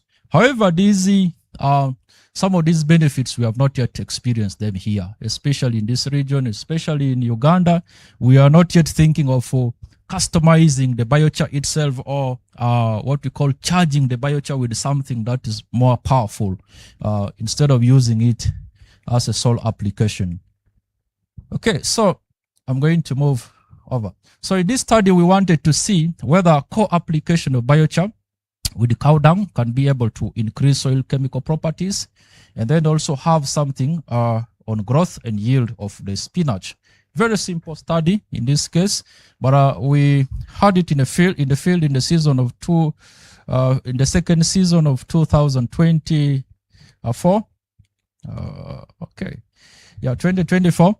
And then this is the soil chemical properties before the experiment. You can see the pH, like we are close to acidic soils in this region. pH of 5.8 is not all that good in terms of acidity. Even the nitrogen level was really very low. So we used the biochar preparation method from my own research that was published in 2023. What we call the earth pit method, very low cost method, where the farmer simply digs a pit of about 3 meters by 2 meters and the depth of about 2 feet, and then starts to burn the materials under controlled oxygen condition. And that's what we call pyrolysis. So this is a slow pyrolysis process according to the science, but it's very effective in producing something a farmer can use without spending money on high-tech materials or kilns that they have. All right. So this was the chemical properties of the biochar. Basically, I'll take you through. The ash content was high, 36%, which is comparable with the other biochars produced. And then also the carbon content is very high. That's why we say it is a carbon, it's a stable, it has a stable carbon in it. And the concentration is always very high. You have 3 minutes. Right. So this is the, we had 4 treatments. We had the biochar applied at 50 tons per hectare. We had the cow manure. We also had the biochar and the manure that were combined, what we are calling the co-application, in order to see its effectiveness. And the biochar was basically applied like in the basal application, more of spreading it all over the field, and then planting the spinach. I'll simply go direct to the results. Okay. Soil chemical properties were also analyzed. We used the Kjeldahl digestion method. Normally we use this in the total nitrogen as described by Okalebo. And then we also have Bray-1 method, that is for phosphorus, and then extractable potassium from the soil. Okay. I'm so sorry, but okay. Yes. Now, in terms of soil chemical properties, you can observe that the pH and the phosphorus content in the soils were really not affected so much significantly by the biochar. However, if you look at the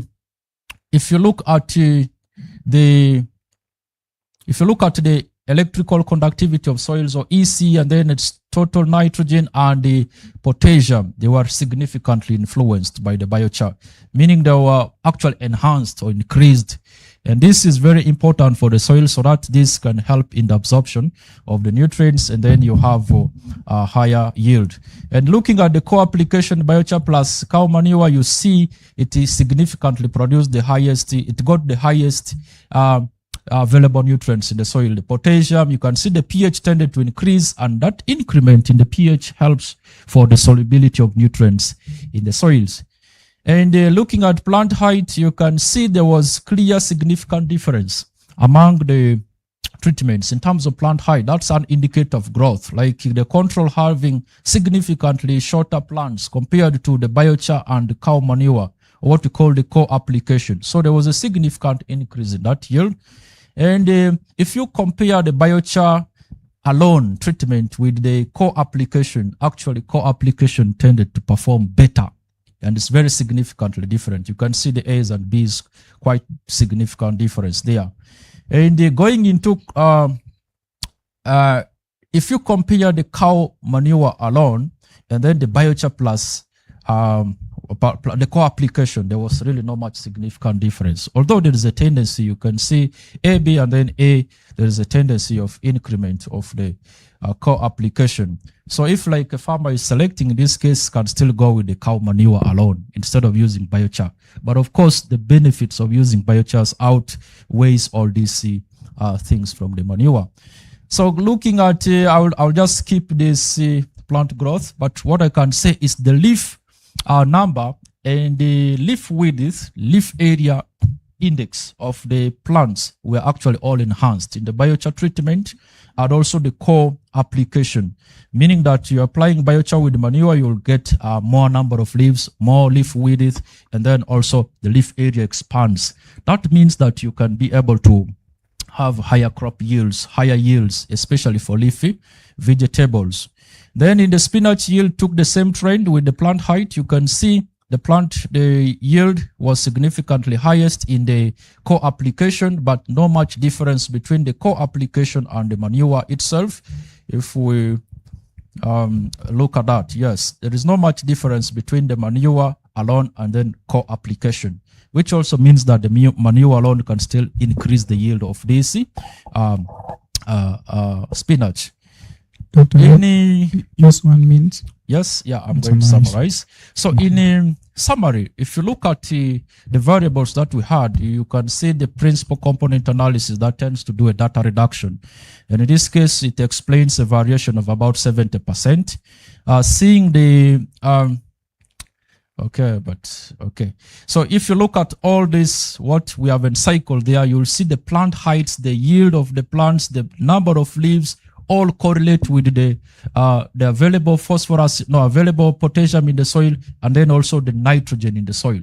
Meaning that all these traits were enhanced by the availability of nitrogen in the soil, availability of potassium that was enhanced by the biochar application, and then there is a negative correlation between that cow co-application and the control, since the load on opposite trends on this PCA.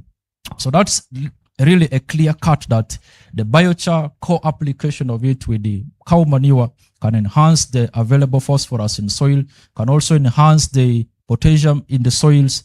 And then as biochar is put into the soil, normally it acts like a retainer of nutrients, because we do say that biochar has a high CEC, cation exchange capacity, and that means can attract other nutrients onto it, retain the nutrients. But in this research, we speculate that the cow manure, because it had a higher amount of nitrogen and potassium also, it is basically, it acted as a supplier of the nutrients. And then the biochar helped to trap all these nutrients and keep them in the soil, and also enhance the soil physical properties to enhance the yield of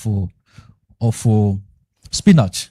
So we concluded that the co-application is really beneficial, and long-term research can be conducted, long-term experiment to see the carbon sequestration of the biochar and also to understand the emission factors, especially in the greenhouse gas emission. Actually, if from the findings, somebody who wants to look at the economic benefits can still go for only cow manure. However, the benefits of using biochar in terms of reduction of emissions, in terms of climate smart agricultural practices, is really encouraged. In scientific terms, normally we say when you add in manure into the soil, there is a lot of greenhouse gases that come out. And if you do it with the biochar, you're going to trap that emission scientifically and reduce. So you can follow more on our publication that has been published this year in June in plant biology. And you can also visit our stall. We have biochar that's made there. We have a whole product of biochar blended with the cow manure, and we call them biochar balls that we want to test in maize. So we have crafted them in form of briquettes that when we sell to farmers, the farmers can put 1 ball per planting hole and plant the maize. And we hope the yields will increase significantly. Thank you so much. Thank you very much, Dr. Cosmas. A round of applause to Dr. Cosmas. I think there are other sessions for biochar. I wanted to, I'm not sure whether you have Pius's presentation. Could you load it so that we have it as it takes a break so that we can have questions all at once? And then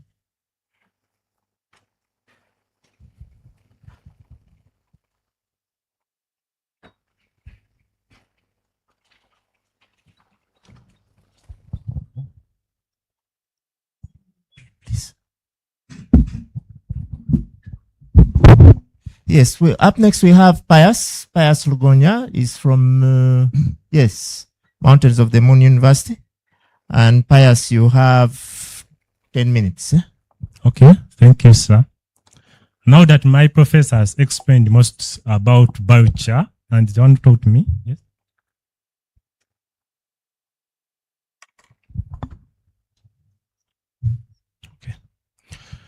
When I came up with a topic that says effects of coffee husk-based soil amendments on the growth and yield of collard greens. Collard greens, I'm talking about Brassica oleracea, the variety called Acerifera, which is called, in local names, is called Skumawiki. And these are my co-authors. This is the outline of my presentation, and this is the crop I'm talking about. This crop is a non-head brassica ranked among the most important vegetables due to the nutrient-rich high profile in vitamins A, C, K, and minerals like calcium and iron and the dietary fiber. This crop is commonly now globally it is produced mostly by USA, followed by Brazil and Portugal. In the region, as I've said, it is called Skumawiki. So in the region, in East Africa, Kenya is the leading in production with about 12 to 15 tons per hectare, followed by Tanzania with 8 to 10, and Uganda averaging at 6 to 8. The main production areas in Uganda, we have central and western Uganda in the districts of Kalare, Masaka, Kuru, Kotido, and Mbeya districts. The challenges, as my doctor said about the declining soil fertility and the acidity of the soil, this crop cannot survive in acidic soil. So the solution we are coming out, we are saying this region, it has some organic amendments that are available. Like we are producing a lot of coffee, especially in Kalangula. Also, farmers here in the region are rearing poultry birds like the chicken. So we are saying, can't we add these two amendments to our soil? Because we are seeing, as the professors told, that this biochar, there's a way it raises the soil pH to the one that Skumawiki wants. And also, once we blend it with the poultry manure, and poultry manure contains a lot of nitrogen, and this nitrogen is most important for vegetative growth of the Skumawiki. However, we are saying that this study about Skumawiki and these amendments, they are still limited in the area, and this study came as a result of that, and we wanted to test out once we blend these two, or we do them in a separate, how shall they come out? Our problem statement, we are saying soil fertility management. Collard greens are crucial vegetables in human nutrition. However, their production remains low. And we are saying between 2015 to 2020, the yield declined about 15 to 20, and there has been reported being measured that in this western region. And this is as a result of declining soil fertility. And we are saying, can't we manage our soil fertility? And we see, as the professors talked about the inorganic fertilizers, most of our farmers can't afford them, and therefore there is need to use these organic amendments. According to Chigundu, was like this region produces coffee husks of estimated 50 electric turners from the processing facilities around. And also, according to our Mason project in 2013, the poultry industry in this area is increasing. However, the utilization rates of these organic amendments is still low, with and remained below 40%.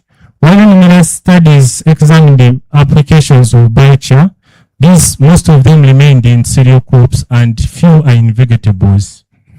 So this research aimed at testing the effect of coffee husk amendments on the growth and yield.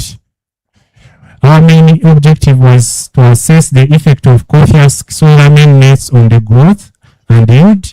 And our specific objectives, one was on the growth and one was on the yield.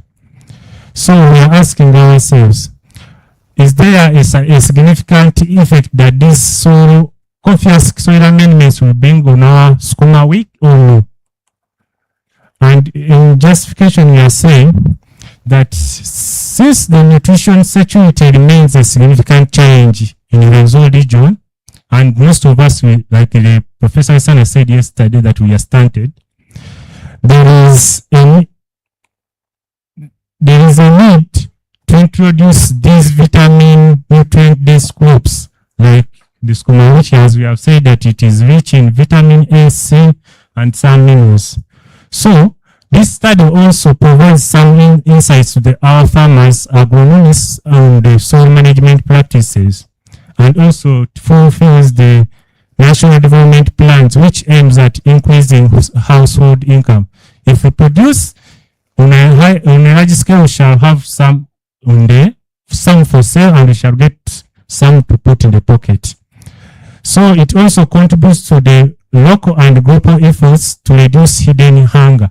Hidden hunger meaning of malnutrition as a result of lack of vitamins, and also promote responsible consumption. That these wastes that we have produced, how can we put them in the cycle and we use them again, like the poultry manure and also the coffee husks that as a result of after processing in the industry. Then our study area was here at Mountains of the Moon, just above that construction site. And the soils we tested, they are slightly acidic between 5.8 to 5.8, and this area receives average annual rainfall of 1,200 to 1,500. The research design, we set up an experiment with 5 coffee husk treatments. One we put raw coffee husks, another one we put coffee husks biochar, another one we put coffee husks blended with poultry manure from farmers, those who are rearing chicken. And another one, that coffee husk blended with manure, we had to burn it to biochar and the control. And our experiment was in a randomized compact design with 3 blocks. So among the blocks, they were spaced by 50 meters apart, and from one plot to another plot by 30 centimeters, and the plot size were 2 by 2. The plant spacing was 45 by 45, and each plot had 25 plots. 25 plants. The treatments that we applied, these amendments, were applied uniformly, and we applied 100 grams per hill. So, this applies in all 3 months. Okay. The data collection, we had at first to get a soil sample and take it to the lab for analysis. The parameters analyzed were pH, organic matter, organic carbon, nitrogen, available phosphorus, and potassium. After, we had to monitor while collecting the data from this experiment for 8 weeks. And here we selected 4 plants per plot, on to which we are monitoring weekly. Same plants from week 1 to the last week. And the growth parameters we monitored were the plant height, number of leaves, length, and width of the most bottom leaf. And the yield, we took the plant height, the above and below, nodes, stalk weight, number of leaves, total leaf weight, stem girth, and leaf and width of the bottommost leaf. That data analysis, we used both descriptive and inferential statistics. Also used ANOVA, and we did this data analysis in Jamov software. And these are our results. From the lab, we tested that our pH was 5.4, which is moderate acidic soil, and this skuma which doesn't want it. The organic matter is 3.0, meaning that the organic matter fertility is declining. And also it's found out that organic carbon was 3.2, nitrogen 0.2, available phosphorus 1.02, and potassium 2.12. Our results on the growth parameters, we always see that T4, which is the yellow here, and the number of leaves, outcompeted everything, meaning a combined poultry manure and biochar did great in the growth. Why? And this one is known as form. Why it outcompeted the rest? Maybe during pyrolysis, when you're burning biochar, we lost some of the nitrogen. That's why we are seeing it is followed by this blue, which is T5, that is the biochar from poultry manure combined with coffee husks. Then in the length of the oldest leaf, again T4 outcompeted. Then in the width of the oldest leaf, again T4 outcompeted, and then in the plant height. Then during the yield, we found out that in the below ground biomass, T5 outcompeted. Why? Then also we find out that in the stock, these T3, T4, and T5, they are almost the same. And in above ground biomass, T3 outcompeted. Why? We harvested this skuma wheat in a dry season. And I think that brought an effect in the yield. That our expectation never came out very well. And also the length of the leaf height, T3 outcompeted, and the leaf weight, T3 outcompeted, and the girth. Then here, we came out, some parameters showed the significant differences in the yield data. For example, here in the leaf height, T1 showed the significant difference with T3, and also there was no significant difference in the leaf height between T1, T2, and T4. And in the leaf width, T1 showed the most significant difference with T2, but showed there was a significant difference with T3. Yes, then our recommendations. Yes, we mean to summarize. Okay. Since we have seen that this combination can work for our skuma, which farmers should adopt, then also we should establish demonstration gardens for our farmers to copy from. And also our local government agencies should promote this amendment. In the future such, look at what are the long-term effects of repeatedly applying this coffee husk amendment application on soil fertility, crop productivity, and soil biological properties of and soils. These are my references. Thanks for listening. Thank you very much, Pius, for that presentation. Please, you also join the platform.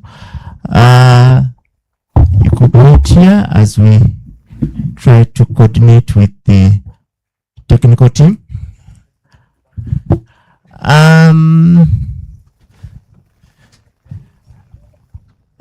Lubega, we have someone online. Maybe they can join and present as you handle that last presentation.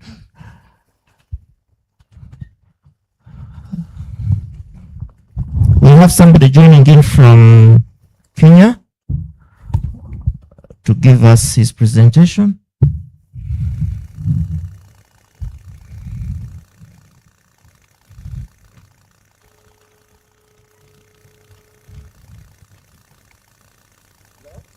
Clovis, you'll share your presentation.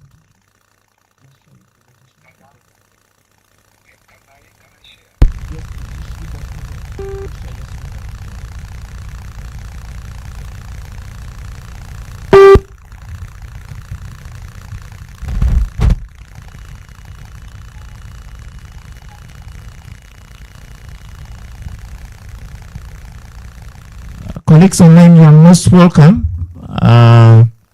I can see Charles, I can see Perez, Emmanuel. Clovis will be sharing his presentation.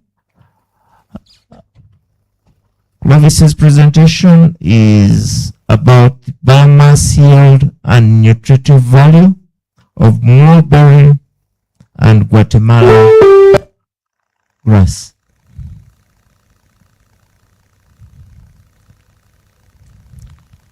Clovis?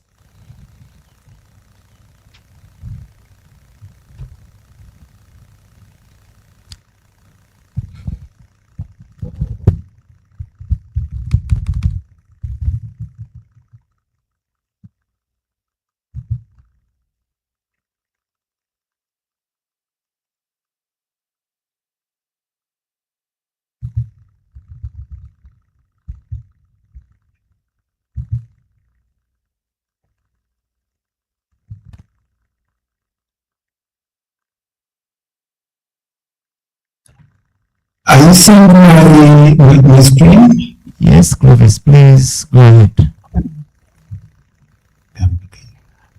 Clovis, you're most welcome, and thank you very much for ultimately joining us. Sorry for the trouble that you had earlier, but we're grateful that you are with us here.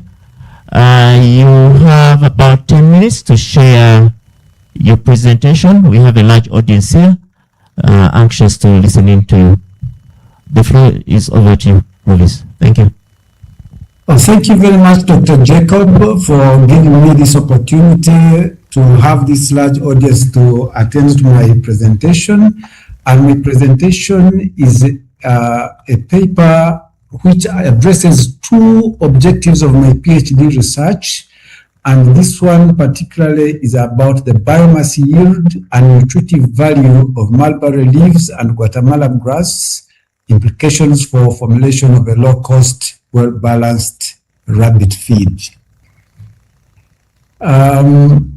Ladies and gentlemen, I'd like to bring you to your attention that 37 to 45% of all cereal grain produced globally is allocated to livestock feed.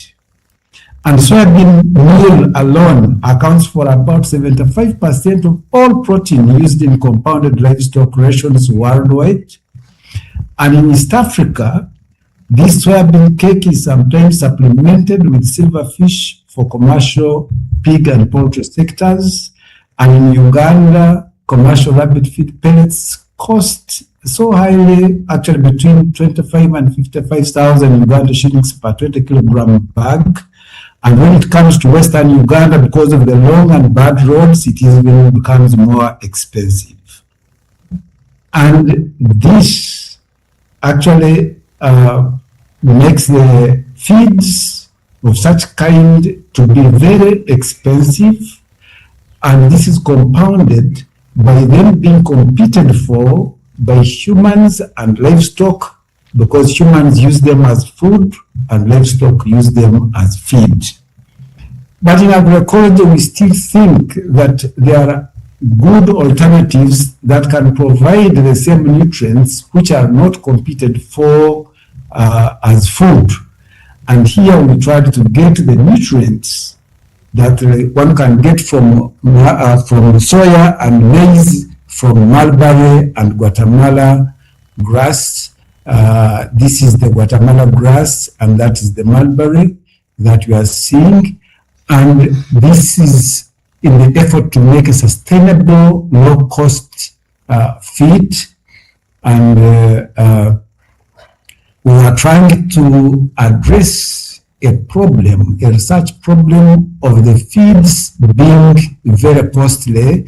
You can see this one here is just 46,000 shillings, which is a big problem that the smallholder farmer cannot manage very easily.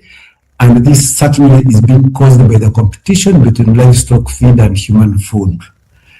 The actual knowledge gap in this paper that we want to address is that whereas we want to get these feeds from alternative forage plants, we know that forage plants have different nutrition components at different maturity stages, and we don't know the optimum stage at which we can actually harvest mulberry and Guatemala grass in order to make the alternative feed.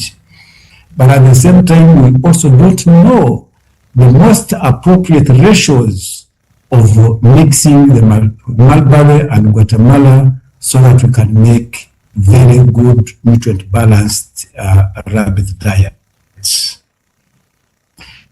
The research questions that we are trying to answer are that at what maturity stage can mulberry and Guatemala grass offer the best nutritional composition?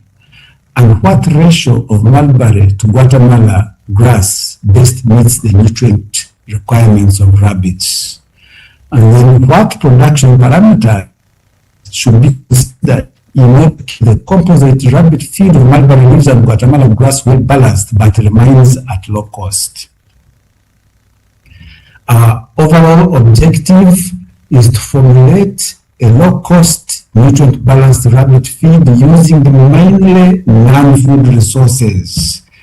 And with the two specific objectives, where we assess the biomass yield of mulberry leaves and Guatemala grass at 3 different maturity stages of 8 weeks, 12 weeks, and 16 weeks of their first ratoon crop, and also to characterize the nutrient composition of Guatemala grass and mulberry leaves at different maturity stages, and formulate a well-balanced composite rabbit feed.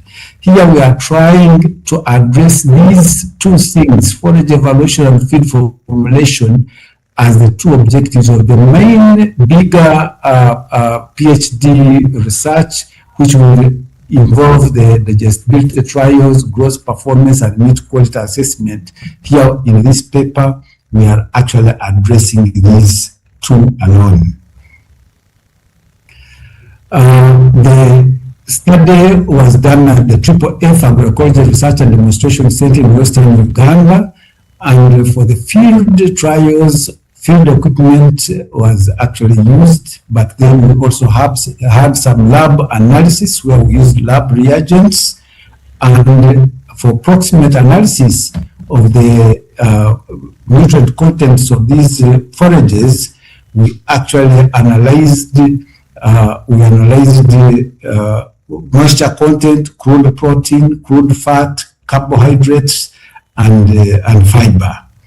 The experiment was in this way. We had the 3 blocks for mulberry and 3 blocks for Guatemala grass, and in each of the blocks we actually had 6 observations. All was in a random coded block design. What did we come out with?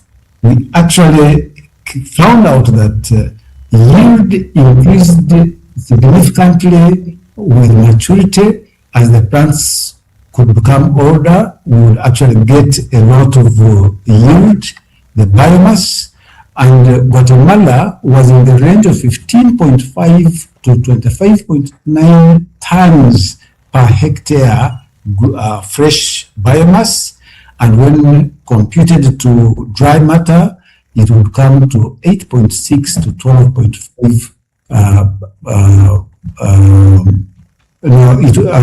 When computed to dry matter, it would come to 4.1 to 7.3 dry matter. While mulberry fresh would actually yield from 8.6 to 12.5 tons of fresh biomass, and the dry biomass would be 1.9 to 3.6 tons per hectare when extrapolated.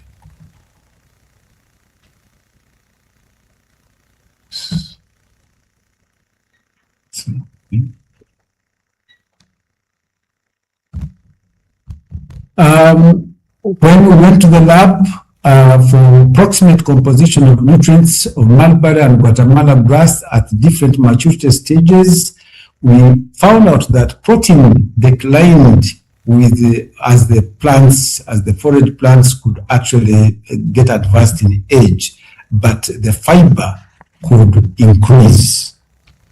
And in the end, we found out that these two forage plants could actually complement each other to come up with very good nutrient characteristics that could be good for rabbit feeds, where mulberry would contribute nutrients like protein, like carbohydrate, like fat and ash, and then Guatemala grass could contribute biomass and fiber. And you bring them Kindly summarize in 1 minute. Now, to determine the optimal harvest stage, we found that at 8 weeks we would get excellent biomass, we would get excellent nutrients, but very little biomass. At 16 weeks, we would actually get very high biomass, but very low nutrition.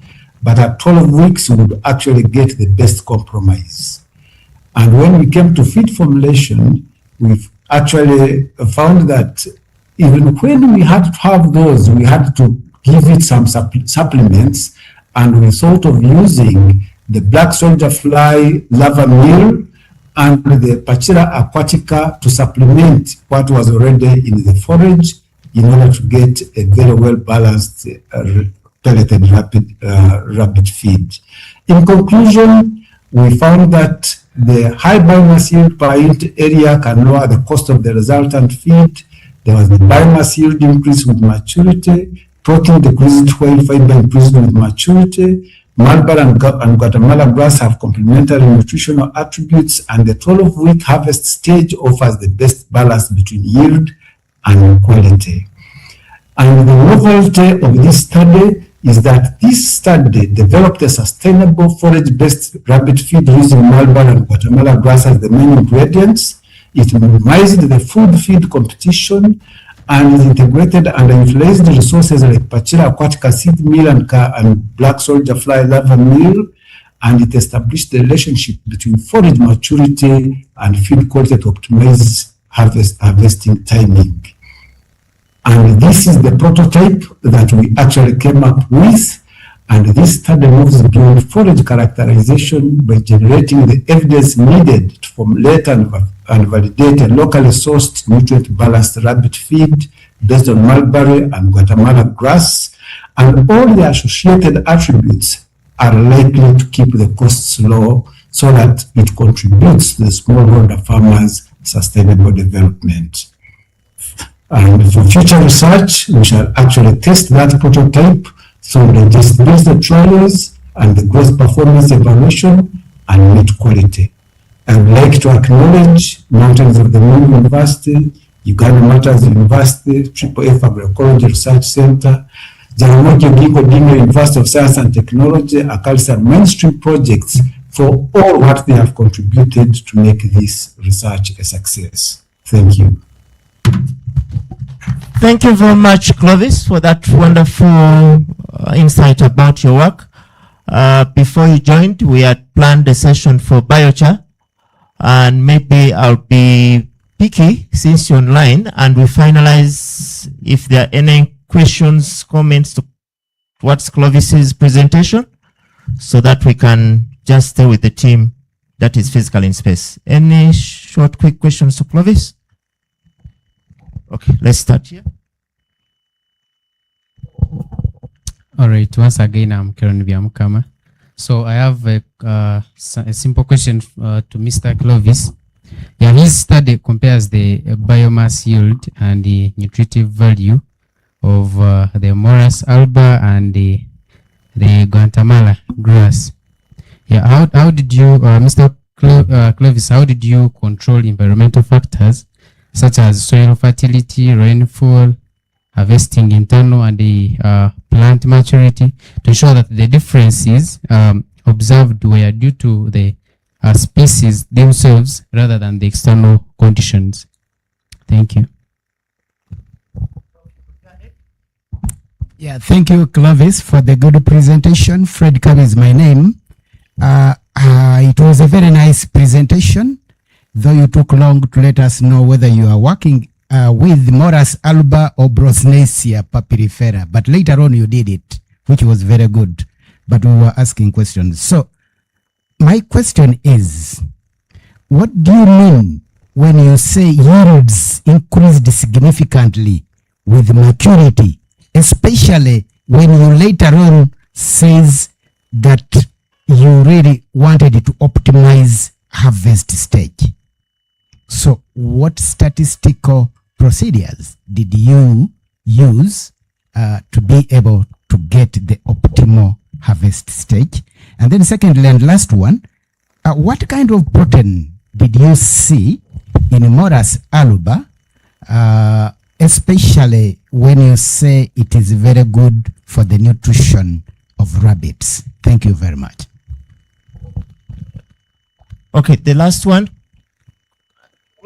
I hope you've taken note. Yes, please. Thank you. Yeah, thank you very much, Clovis, for your research. Mine is you are talking of stages where mulberry is very nutritive to rabbits. At which stage? Towards the flowering or at a vegetative stage? Thank you, Clovis.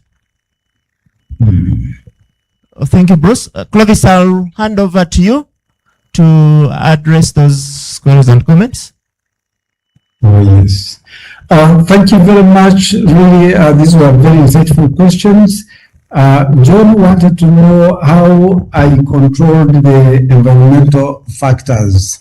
Actually, the field trials were all put in one environment which was similar, and they were given similar treatment. If it was giving them manure, all of them were treated in the same way. The spacing was the same way. The planting was at the same way. They were subjected to the same environmental conditions for the time they were in the trials. Fred, he was breaking off about the yield increase significantly. Actually, we used the descriptive statistics and one way or another to see if they were increasing significantly. And from the data that we collected over time, we saw that it was increasing. What was harvested at 8 weeks and the one which was harvested at 12 weeks had a very, very significant difference. And even what was harvested at 16 also had significant differences statistically. The kind of protein that we actually looked for when we were trying to do the approximate analysis was crude protein. We actually didn't go deeper than that. It was crude protein that we were looking for. When Bruce talked about which stages, both the mulberry and the Guatemala grass were all at vegetative stage. At 8 weeks and at 12 weeks and at 16 weeks, they are still in the vegetative phase. They will not have reached flowering stage. We actually chose these stages because we are more interested in the leaf biomass than any other plant. Yeah, thank you. Thank you. Prof, you seem to be having a rejoinder. Okay. Clovis, you are talking to a nutritionist, animal nutritionist. So please listen in. Clovis, you had cutting stages at which you were able to find the nutritional value of these forages. And that means you wanted to follow some trends, whether it is very early or late stage of harvesting.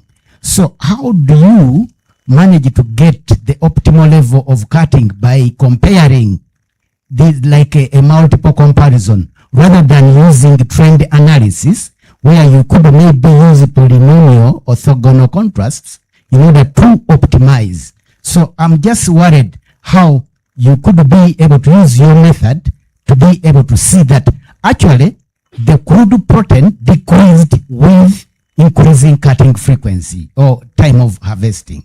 That was my real question. Using your method, how do you determine that? Thank you. Yeah, when we analyzed the crude protein at 8 weeks maturity stage, the amount of crude protein that we got was higher than the crude protein that we got when we analyzed at 12 weeks. Equally, that one of 16 weeks was actually lower than that of 12 weeks. The fiber, however, of 8 weeks was less than that of 12 weeks and less than that of 16 weeks. The fiber was increasing while the crude protein was decreasing. Thank you, Clovis. I would propose that the next time you are here, you try to. We've had a benefit of having perfect. If you look at the trend from that table, I think it could actually give some better insight.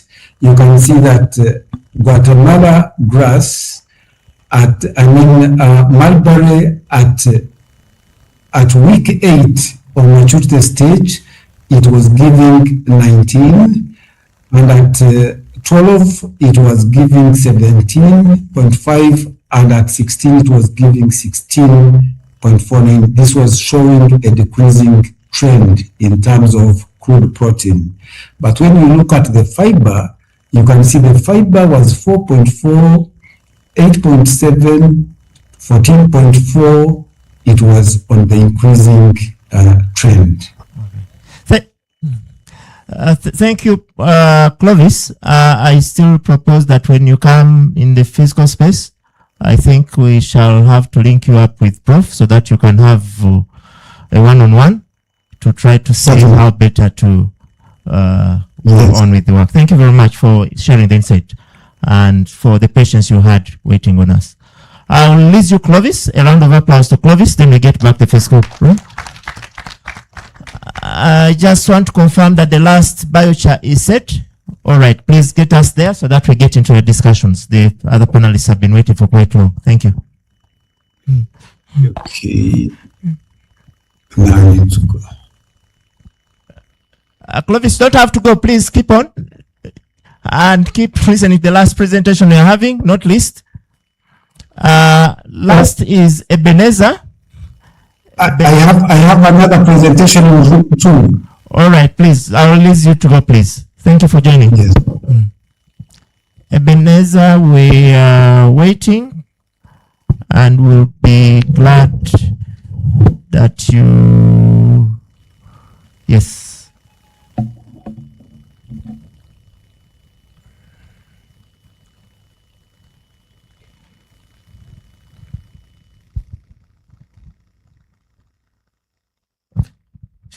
Ebenezer, welcome. The last presentation for today is from Ebenezer about all palm empty fruit bunch amendments on okra yield on coastal savanna resource in central region in Ghana. Eben, you have 10 minutes. Thank you, Doc. Good afternoon, distinguished ladies and gentlemen. My name is Ebenezer Manson, a Master of Philosophy in Soil Science student from University of Cape Coast in Ghana. I'm here presenting on oil palm empty fruit bunch amendment on okra yield on coastal savanna agrisoils in the central region of Ghana. These are my co-authors.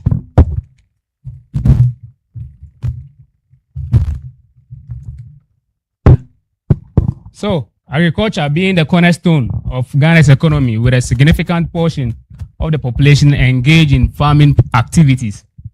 Okra is a widely cultivated vegetable and is also consumed widely in Ghana, especially in the central region of Ghana.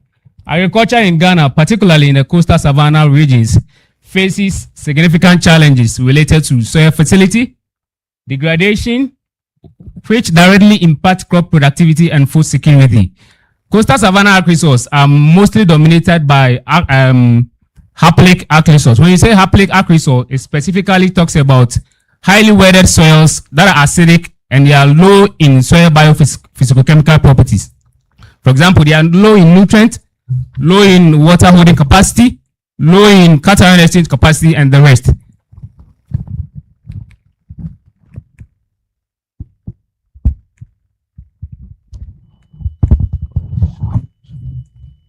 What is wrong with it? I don't know. Check it.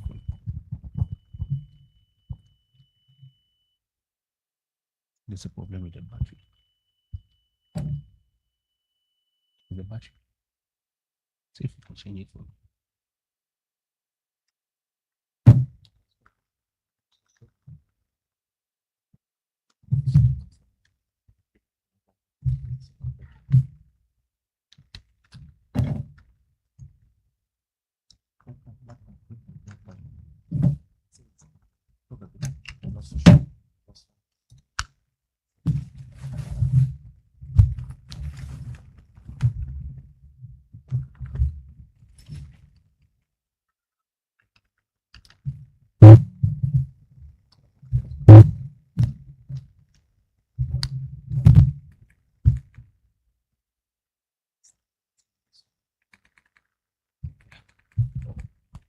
So your time is reserved. Right. May you continue. Thank you. Sorry for this option. Thank you.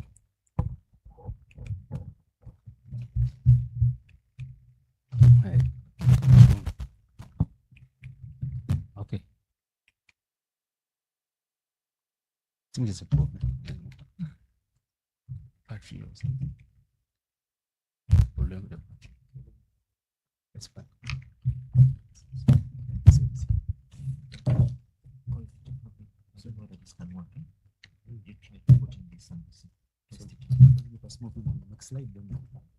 Okay, possibly.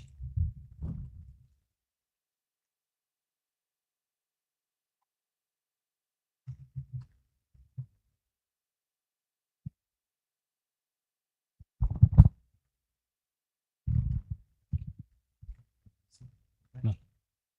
No. It goes back. It has to go back.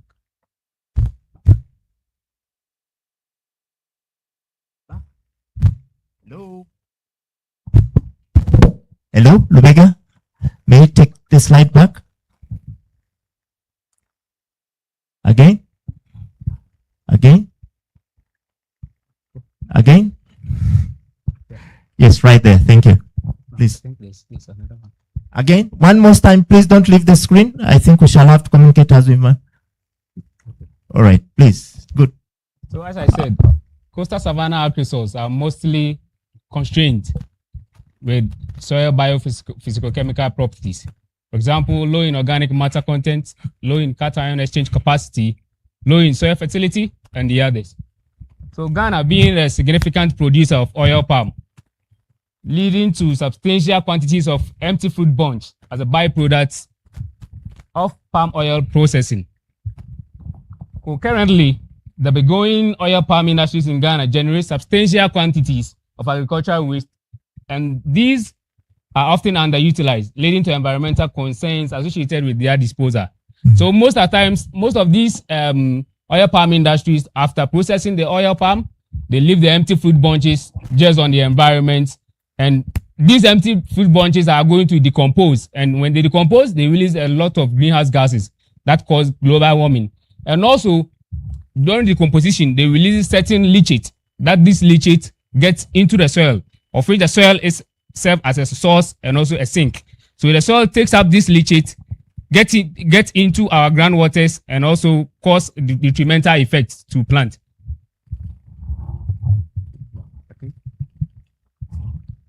So farmers in this region often rely on synthetic fertilizers to boost crop production, which can be costly, inaccessible to smallholder farmers, and contribute to environmental concerns. For example, in Central region and Ghana as a whole, most farmers dope in excess fertilizer without getting the knowledge of the 4R nutrient stewardship. That is the right place, the right source, the right time, and the right application. They dope in and they think that at the end of they applying the fertilizer, they are going to get the yield when they harvest, but not thinking about the detrimental effect that these fertilizers are going to cause to food security as well as human health. So, despite the abundant availability of oil palm empty fruit bunch as an agricultural waste product in Ghana, leading to environmental issues, their potential as a sustainable and cost-effective organic soil amendment in the coastal savanna agriculture for okra cultivation remains largely underutilized and inadequately studied. This study addresses and bridges the gaps between constraints on valorizing oil palm processing waste, that is empty fruit bunch, whereas simultaneously improving soil quality, soil fertility, crop productivity in nutrient-deficient coastal savanna agriculture. The justification of the study: environmentally, this study will offer a sustainable approach to manage the vast quantities of empty fruit bunch that has been generated by oil palm industries in Ghana, transforming a potential pollutant into a valuable resource.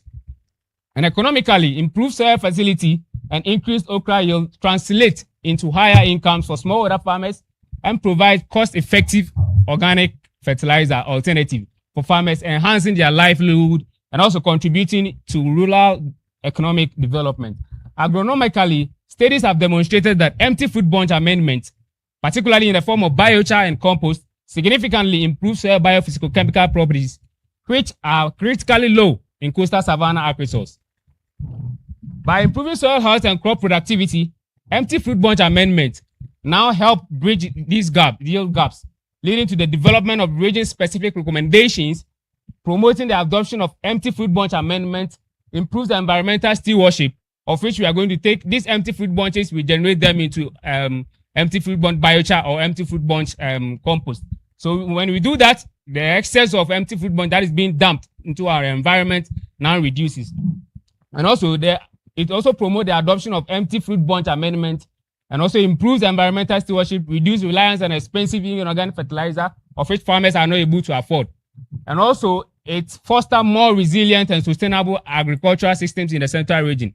In the sense that biochar itself, I think the previous presenter made a statement that biochar itself scientifically has a lot of carbon. It's a carbonaceous material. So this carbon traps carbon dioxide from the atmosphere.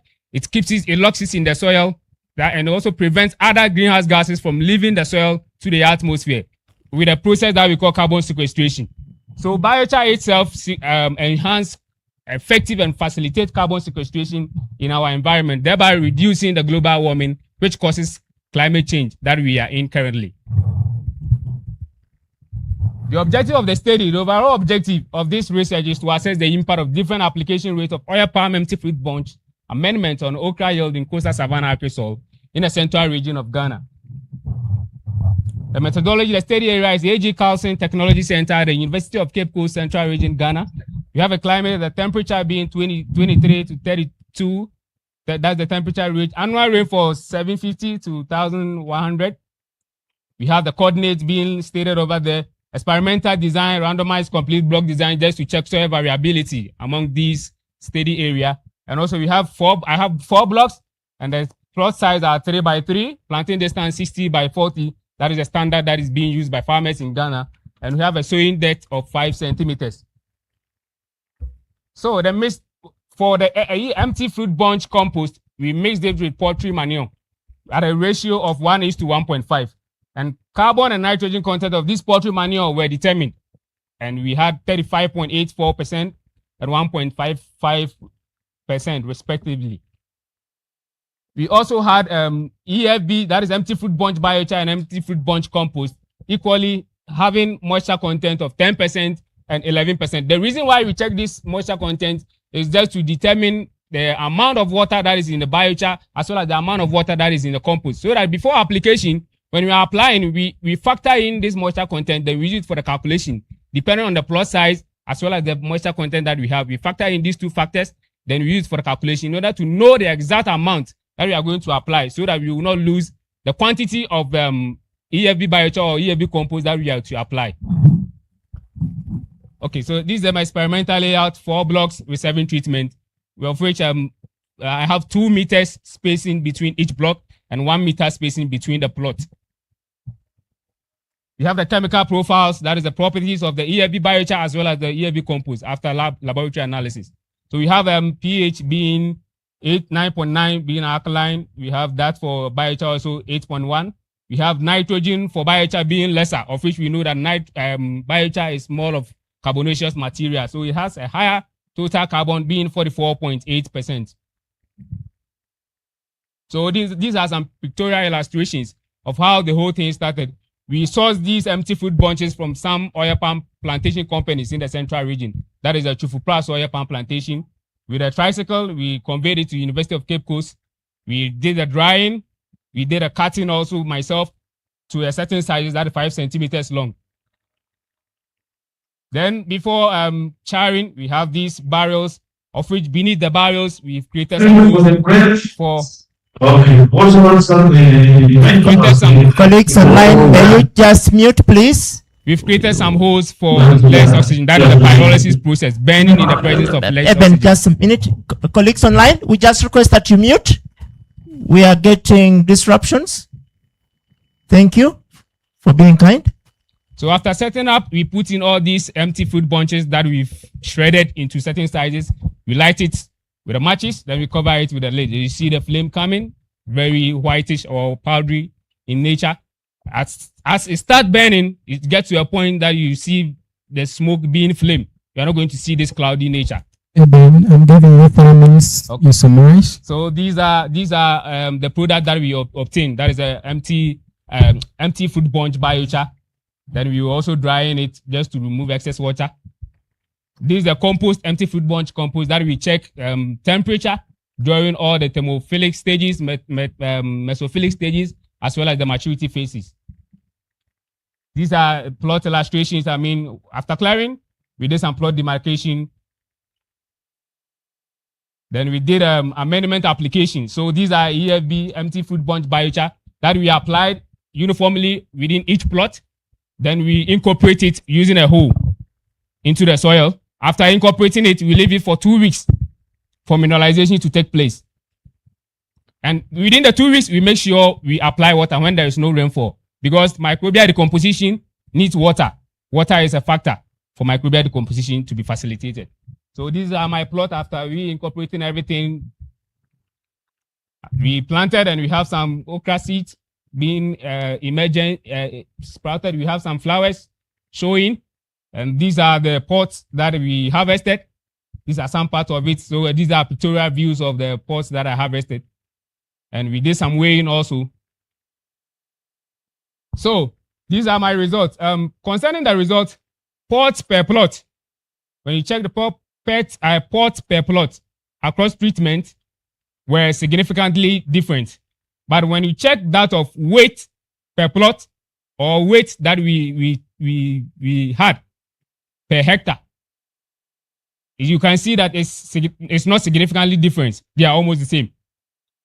So with pots per 1 meter square, we have that also being significantly different. Then we have some ANOVA p-values. So with the ANOVA p-values, it says that pots were significantly different across treatment, whereas weight of these pots were not significantly different. So these are graphical illustrations of what I just said. Weight of pots were not significantly different, whereas the number of pots were significantly different. So with a discussion, mean values of the number of pots were of the order: empty fruit bunch biochar 20 tons per hectare, empty fruit bunch compost 20 tons per hectare, NPK control and empty fruit bunch biochar 10 tons per hectare plus empty fruit bunch biochar compost 20 tons per hectare, in that order, ranging from 142.25 to 91.75. These are the mean values. And the highest pod weight was recorded from empty fruit bunch biochar at 20 tons per hectare in combination with empty fruit bunch compost at a rate of 20 tons per hectare. With the lowest pod weight was from empty fruit bunch biochar alone at 10 tons per hectare, with a mean pod weight of 2.3 tons per hectare, as well as 1.5 tons per hectare being for those up there, respectively. There was no significant difference observed for the pod weight across treatment, as I said earlier, and no significant interaction existed between harvest time and treatment. However, statistically significant difference were observed for the number of pods between treatment groups, of which post-hoc analysis using least significant difference test actually gave us an alpha value of 0.05, showed that empty fruit bunch biochar at 20 tons per hectare plus empty fruit bunch compost at 20 tons per hectare and NPK were significantly different from that of empty fruit bunch biochar at 10 tons per hectare and empty fruit bunch biochar at 20 tons per hectare, but not for the rest of the treatment. So kindly use 30 seconds and so conclusion, combining EFB biochar with compost as a soil amendment possibly offer better benefits for ameliorating soil fertility than applying EFB biochar alone. This synergistic interaction, because the synergistic interaction is coming from both the biochar and the compost, of which the biochar is improving soil physical-chemical properties, and that of the compost is also releasing some nutrients for the plant uptake. And the findings offer practical insight for sustainable waste valorization, soil fertility, and crop production improvement. This approach not only addresses waste management challenges, but also reduces reliance on synthetic fertilizers, promoting environmental stewardship, economic resilience among smallholder farmers, and overall food security in the region as well as the whole country. So, the identification of optimal empty fruit bunch biochar application rate will provide practical recommendation for farmers, facilitating the adoption of this eco-friendly and economically viable practice. However, the mechanism for this interaction will need to be further explored with subsequent research. So these are my references. So I bring you all warmly greetings from the University of Cape Coast, which is in the central region of Ghana. Thank you. Thank you very much, Eben. Please, we are waiting for this session for quite long, but we are glad that we've come across all the biochar presentations. And now is the time we've been waiting for. And possibly, colleagues, I'll request that you just turn those chairs to this audience. You just keep turning the chairs so that people can easily see you. And when the questions are coming, feel free to come over here. Yes, we shall sit there. Feel free to sit over here. Then we shall continue with within the next few minutes. Questions? Please, you specify the person.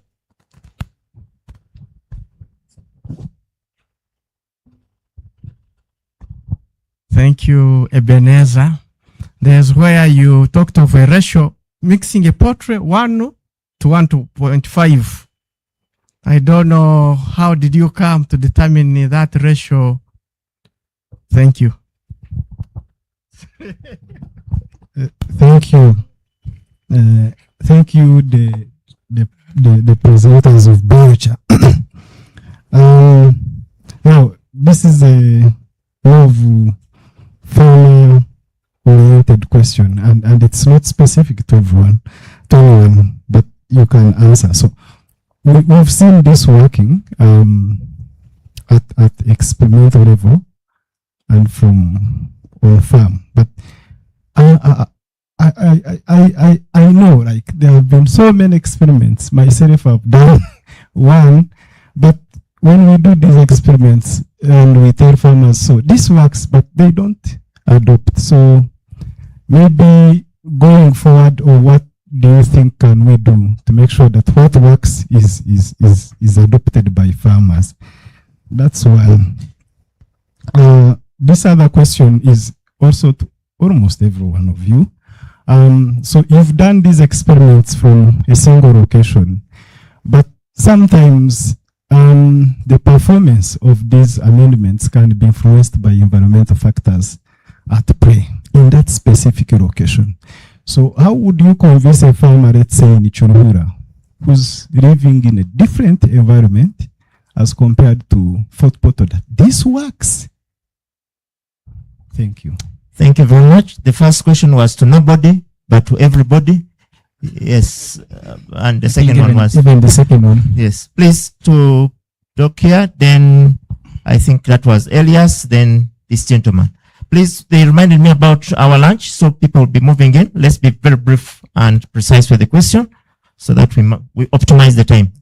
Okay. Thank you, the biochar specialists. I think this will go to Dr. Cosmas. There are several crops, I think residues, that people are using for biochar. Is there any study that has been made, at least, that this specific crop, it has, when you make biochar, it provides more nutrients than this?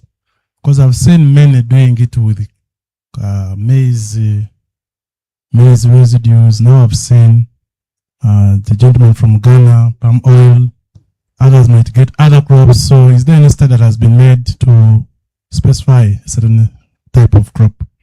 The second one goes to the gentleman in black. Apparently I got confused. Maybe I don't know that this is exactly what you did, or you mentioned something different from what you did. You mentioned the plots space 50 meters. Was it 50 meters or 0.5 meters? Because I was starting to imagine 50 meters from one plot to another. I was a little bit confused. Thank you. Thank you. Elias, the green shirt, then here, it follows, then here. Be brief. Then please be brief. They reminded me about the food. It's lunch hour. We are past the time we allocated. So give this for time. This is my concern, and it's a general question for gentlemen. You must accept and believe that the innovation for food sustainability is still wanting. One, how do you guarantee the plant life sustainability from the soil to production when there are so many inputs, soil inputs on the market The question, who satisfies? Is it government? Is it international body? How do you engage the farmer to know that this input is going to guard the regenerative agriculture? Because in the end, we expect our crops to be organically regenerative, but in the end, we agitate for organic input. When you check on the market, yes, you tell us soil retention and fertility, but after fertility, yes, I request that you are precise. I want to be precise because this gives them a general knowledge. Please. Because I'm a good farmer right now, you give us an input, but when we have applied it, now what to guarantee this tree's life? Because I have to go to an input which you will find is not organic. And in the end, my coffee dies. So the question is, you as innovators and thinkers, would you continue to do more research on the inputs that you give us? And in the end, our soil goes, and especially also on habitat loss and vegetation loss. It is a problem when the crop goes, you also lose the trees. And then we go back to no food ecosystem. Let's stop it as you keep the mic there. Let me give this gentleman the mic. A quick one. Pius, there was a question to you directly, 50 meters or 0.5? Thank you. I just changed meters to centimeters. I just said 50 centimeters, maybe. Thank you. Okay. All right, please. The question to everybody and everybody. All right. There was one who asked, how did I come to determine the ratio? We based on the fresh weight and also the amount of carbon and nitrogen ratio. That is what we use to do the mixing. So we do the determination of carbon and nitrogen for these raw materials before we even compost them to see their composition. Then we use it for the mixing. Thank you. Okay. Yeah, thank you, Chair. Doctor, I'll ask that you answer the questions that are remaining. One, how do you encourage the farmers? Two, are there materials? And what's their potential in terms of? Thank you. Yeah, I like standing when I'm talking. Yeah, thank you so much for those wonderful questions and the comments and the insights. Yeah, about adoption, maybe I start from there. And even my colleague's question was closely related to adoption or awareness. Actually, the story of biochar is still a new thing in Uganda, especially among the farming communities. Rural studies have started right from 2003, 2000. That's when the first publications on biochar started coming out, especially from the US. There is a researcher called Lehman. And from there, now everyone started to learn about this, what we call the terra preta in Brazil, where farmers used to put in after cultivating land for several years, they will come and they burn some residues and then pack it into the soil as charcoal and leave that land for maybe a period of 5 years, 6 years. Then they come back and begin cultivating it in a form of what we call the shifting cultivation. So the land that we are left to rest, but after applying the biochar, after applying the charcoal, we are found to be very, very fertile. So that's how the story started. Now, in Uganda, I think it's just 5 years ago. 5 years ago, that's when most farmers are getting to know about biochar. And for us as a faculty in this region, we have been trying to do sensitization. If you go to Rwengajo model village, everyone knows about biochar because of MMU's work. So we are taking the technologies to farmer because we want them to prepare this amendment from the crop residues they have. Farmers here all over plant maize. Now you can even see maize over there. But what they will do after harvesting, because we don't have tractors to come and plow our land, we use tools like hand hoes. So you cannot incorporate that crop residues. So what they come, they just burn everything to clear the land. But we are changing that. So that can be taken into biochar, but through you and the colleagues, we can still put this biochar technology to all farmers. Then the other question on performance, that you do a research here at MMU, and then maybe the findings will be quite different, or you do it in University of Cape Coast, the findings will be different from another place. Yeah, it's true. Normally, normally, even in cultivation, even I know Dr. Kalubi will testify, if you bring a variety of beans today and give to farmers, some yields will be very lower, some yields will be very high. Sometimes this come back to the agronomic practices of the farmer. But also we have soil types that vary. So what we recommend is that for larger projects, they can do this research, because for us as researchers, first we give out the initial information. So from there, if we get more funding, we can do field trials all over the agroecological zones. So we will take it up. If funding comes, if we have some capability, we can test all these technologies throughout. And then we say, yes, in this region, apply 10 tons per hectare. In the Kabarole or the Rwenzori, apply about 5 tons. In the other part, you do this. So it's still like work in progress, which we know you can support us. Then Dr. Gerald, you talked about the crop residues. Which one are the best? Now in biochar technology, you will testify with me, the quality of the biochar depends on the feedstock that you use. And feedstock means either you have cow dung, either you have maize residues, you have cocoa residues, you have coffee residue. The qualities will all be different. Now, in one of our research, we have profiled coffee husk, cocoa pod, maize stalk, maize cob, and then also we have rice husk. And interestingly, we find that rice husk tend to perform better than the rest. And scientifically, we say rice husk has got a lot of silicon, and silicon is one of the beneficial nutrients for plants. So when you put it in the soil, it tends to improve. But with more research, and I know more researchers are now coming on board. Makerere University there, we are partnering with them. We have a whole biochar project. We have partnership with the Uganda Matters University, and other universities are picking up the technologies, and we get more data. I'm sure in the next 5 years, we'll have a lot of data on biochar. Thank you. Finally, Doctor, sorry. Yes. So the question of sustainability, that is not sustainable, especially with the biochar. For us, from a research perspective, biochar is sustainable. If you put 5 kilograms, let's say that's too much, 2 kilograms per square meter of biochar in soil, we expect that biochar to work consecutively for 5 seasons at least. So if I put one-time application, it can work for me for 5 years in my soil. And if you put more amount, normally we say the carbon is stable, can even go to 1,000 years in the soil. So it's just a matter of sensitizing communities about biochar. And actually we are selling the biochar. Now, because Uganda is... Dr. Cosmas, let's speak on from there. I saw many hands. Okay. They still want to engage you. So let's get the questions quickly. And then...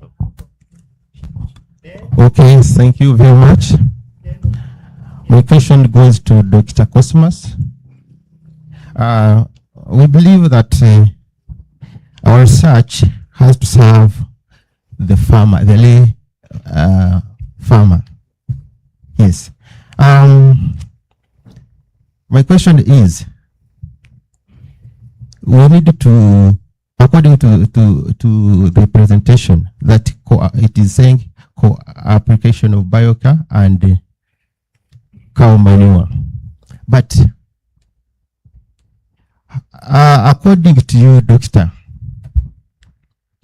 if a farmer chooses to use one of them and use both of them, what are the cost-benefit analysis? Thank you. Thank you very much. What's the cost-benefit analysis of co-application? Next one. Be precise and straight to the point. Then you mention the person you're directing the question to. Thank you. Okay, thank you, presenter. My question goes to Pius.